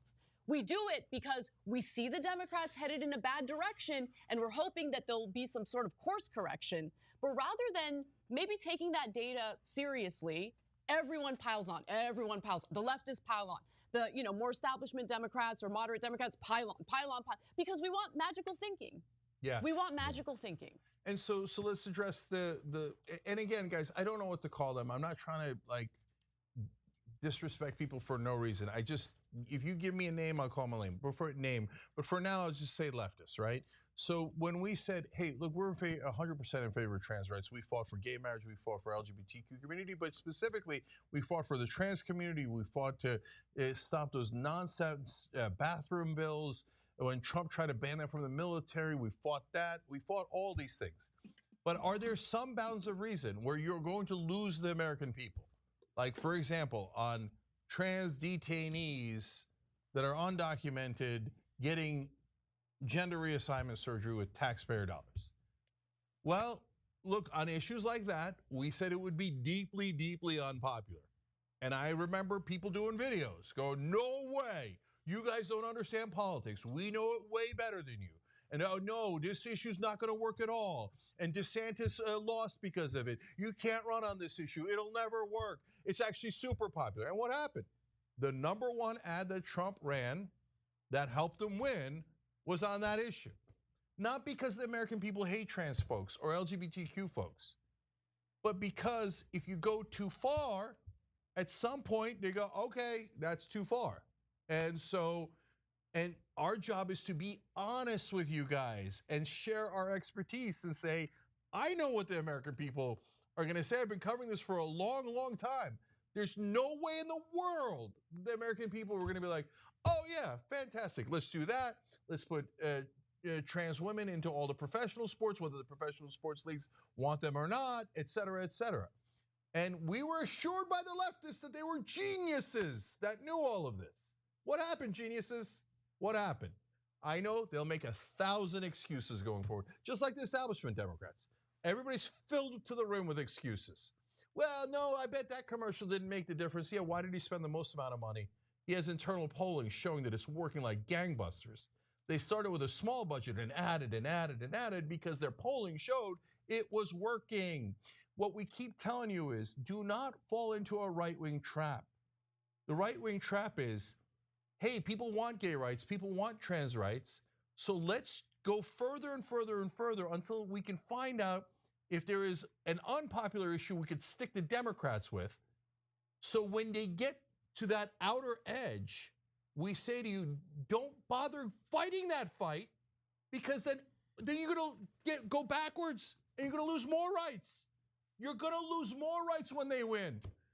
But no, nobody believed it because they were all geniuses. Well, what happened? The #1 ad. So it doesn't mean that you don't fight for the trans community. Of course you do. You fight to protect their rights. But guys, it isn't a right of undocumented immigrants to get any surgery from America, whether they're trans or not trans. You can't, I mean, how do you not see that you can't come into a place and go, oh, I came here with no documents and, let's be honest, illegally. Now I demand surgery. Well, brother, you just got here, okay? I mean, what do you mean you demand surgery? Even if you think they should get it. And one of our members wrote in, and I love you, brother, and you made a good case for why you morally think they should. No problem, but you're not gonna win that case with the American people. So, and then we told you about crime. And everybody's, oh, don't ignore it. Don't worry about it. No big deal on crime. No big deal. What happened with Prop 36? Not as bad as the 90s, Cenk. Prop 36 passed. George Gascon, the LA district attorney, lost. Of course he did. Because crime. Told you. Yeah. Told you. There are some silver linings tonight. Yeah. Okay. So it turns out passing that prop that we passed, and I voted for it, where they didn't tell us what was in the proposition, where they said they hid the fact that they were going to move a whole bunch of felonies into misdemeanors. Well, we got hoodwinked. We didn't sign up for that. The Progressive Cause didn't sign up for that. People on the left didn't sign up for that. You have to think about the voters. You could be a leftist doing your little cute stream and go, oh, dude, I know, man, and there's no crime. It's, I know everything. Well, then why did Prop 36 win easily? Why did George Gascon lose? Why did all the progressives, so-called progressives in Portland lose, in Seattle lose, San Francisco lose, New York lose? Why did you lose every goddamn election if you know so much? No, because you know what? Because I'm such a genius. I have this revolutionary idea that apparently the online leftist clown asses I've never thought of. People don't like to be attacked. People don't like to be robbed. People don't like to be sexually assaulted. People don't like to be killed. People don't like crime. To them, that's like a giant news alert. They didn't know. What? People don't like being robbed or being sexually assaulted? I never. Oh, no. Oh, I got a great idea. Let's pretend it doesn't exist. How'd that turn out for you? How'd that turn out for all of us? Not well. Okay. Well, California Prop 6 didn't pass. Which is disappointing because it prohibits slavery and involuntary servitude. This proposed amendment to California's constitution would bar slavery in any form and repeal a current provision allowing involuntary servitude as a punishment for crime. It did not. Okay, I got to say something about that. Yeah. Guys, that is a perfectly good proposition. It should have passed 80-20, okay? What do we want? 99-1. Yeah, it should have passed 100-0. It's asking, hey, should we do slavery inside of jails? Of course we should do slavery inside of jails. But why did it fail? Because the Democratic Party in California has lost all credibility. So if the Democrats propose anything now, even the Democratic voters of California go, no. Oh, the Democrats say we should get rid of slavery in jails? No, okay? So leftists, you were 100% wrong. And now a good ballot measure that should have passed easily loses because you lost all credibility with voters, even in California. Fox News has called Wisconsin for Trump and thus the presidency. It's just Fox News. People are also saying that it's too early to make that call, but that speaks to what you were saying, Cenk, about Fox wanting to be first. They might be right by being first, but as of this moment, they're the only ones who have called this. All right, one last thing I said, because it's really important context. I don't want you to walk away from this thinking, oh, the leftists cost us all the elections. No, the number one culprit is establishment Democrats. 100%, yeah. So the establishment Democrats that took donor money after donor money, and after they raised $1 billion, they still didn't turn around on Gaza. They didn't turn around on anything. They didn't run on any of the economically populous positions. They didn't do any of the incredibly popular progressive positions. Universal health care is at 70%, paid family leave at 84%, and I can go on, and I have. But no, the establishment Democrats say, no, I want the money. Oh, yes, donors, yes, donors. Yes, donors has destroyed the Democratic Party. That is by far the biggest problem the Democratic Party has. Some extreme positions of the left has had only added on top. So we've got to clean house and start over. We should run on economic populism, what Bernie ran on in 2016. He went from about 2% to nearly winning the whole damn thing because it was so popular. Go back to things that are fair, humane, serve equality, justice, and that the American people love. Please. And it's on the voters to make that happen. You've got to vote for the people who are going to deliver that for you, and not these standard corporate Democrats. And the leftists are no longer an issue electorally because they've all been wiped out. All throughout the country, there's almost none left. So congratulations on that. Okay, we've got to get back to sanity. We can, and we've got to rebuild. And the good news is when a party is this thoroughly destroyed when you lose to a sociopathic clown twice. You rebuild. You got nothing left. If you're trying to maintain the structure of the Democratic Party and go, no, if we just do it one more time, if we just listen to Chuck Schumer and Keene Jeffries and Joe Biden. Well, that's what I said. So that'll be the question is, do you triple down or do you say, okay, no more? Democrats didn't like what was happening to Palestine or the Palestinians. Man, there's just so many things. There really are so many things. Too many to name here. But we will over the coming weeks as we go over the autopsy of this election. I should just shut this down since they are gone. Again, fair use. I'll come back to y'all. Oh no, she's done. She's done for the day. I think everyone has finally called it. I think they have had enough. They say no moss. Van Jones and Cardi B were crying. And that's another thing. The people that they put on.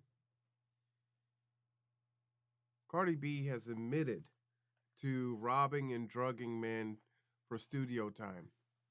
And that's who you put on to whip up votes. Beyonce and Jay-Z, relationships with Diddy. J-Lo, relationships with Diddy.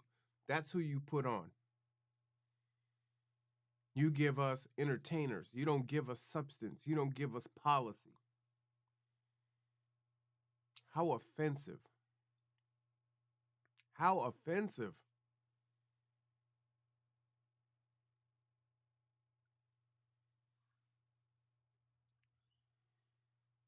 Well,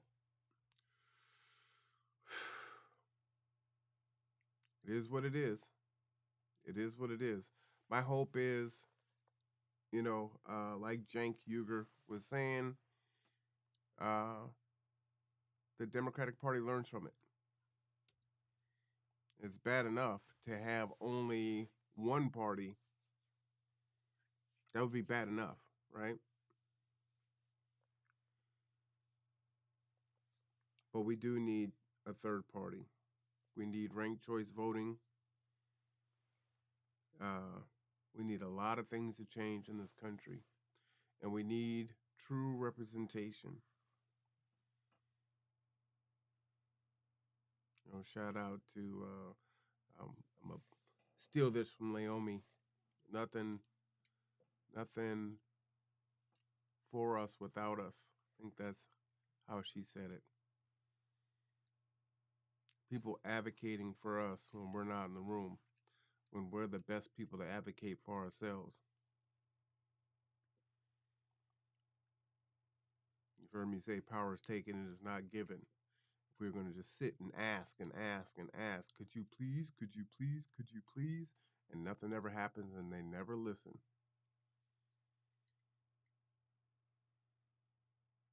And the thing was, at the end of the day, it wasn't black men.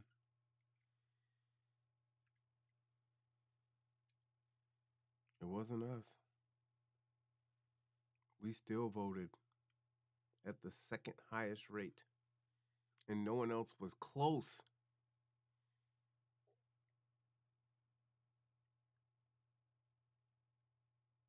It's why the league exists.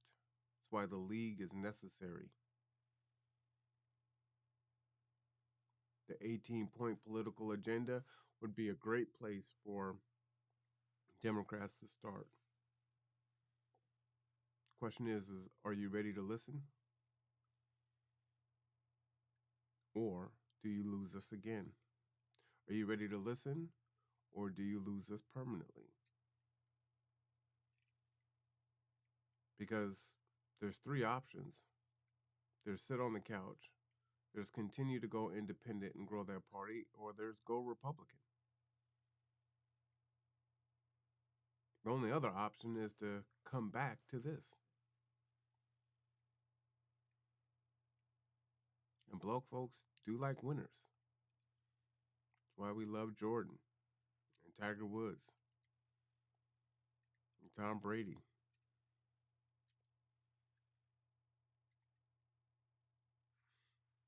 Anyhow, this concludes the inaugural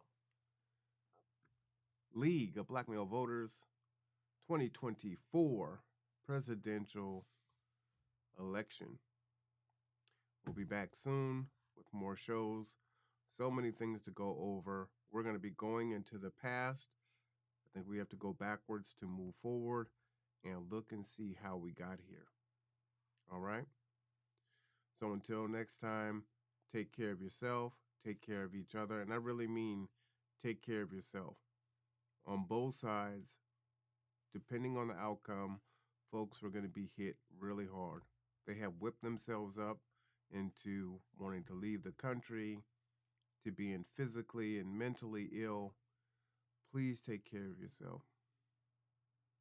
You need you. Your family needs you. You are loved. Whether the right, the left, independent, agnostic, atheist, indifferent. Someone needs you. You need you. All right? Until next time, I'm Marwan Cameron. This is the Conduit Podcast Network.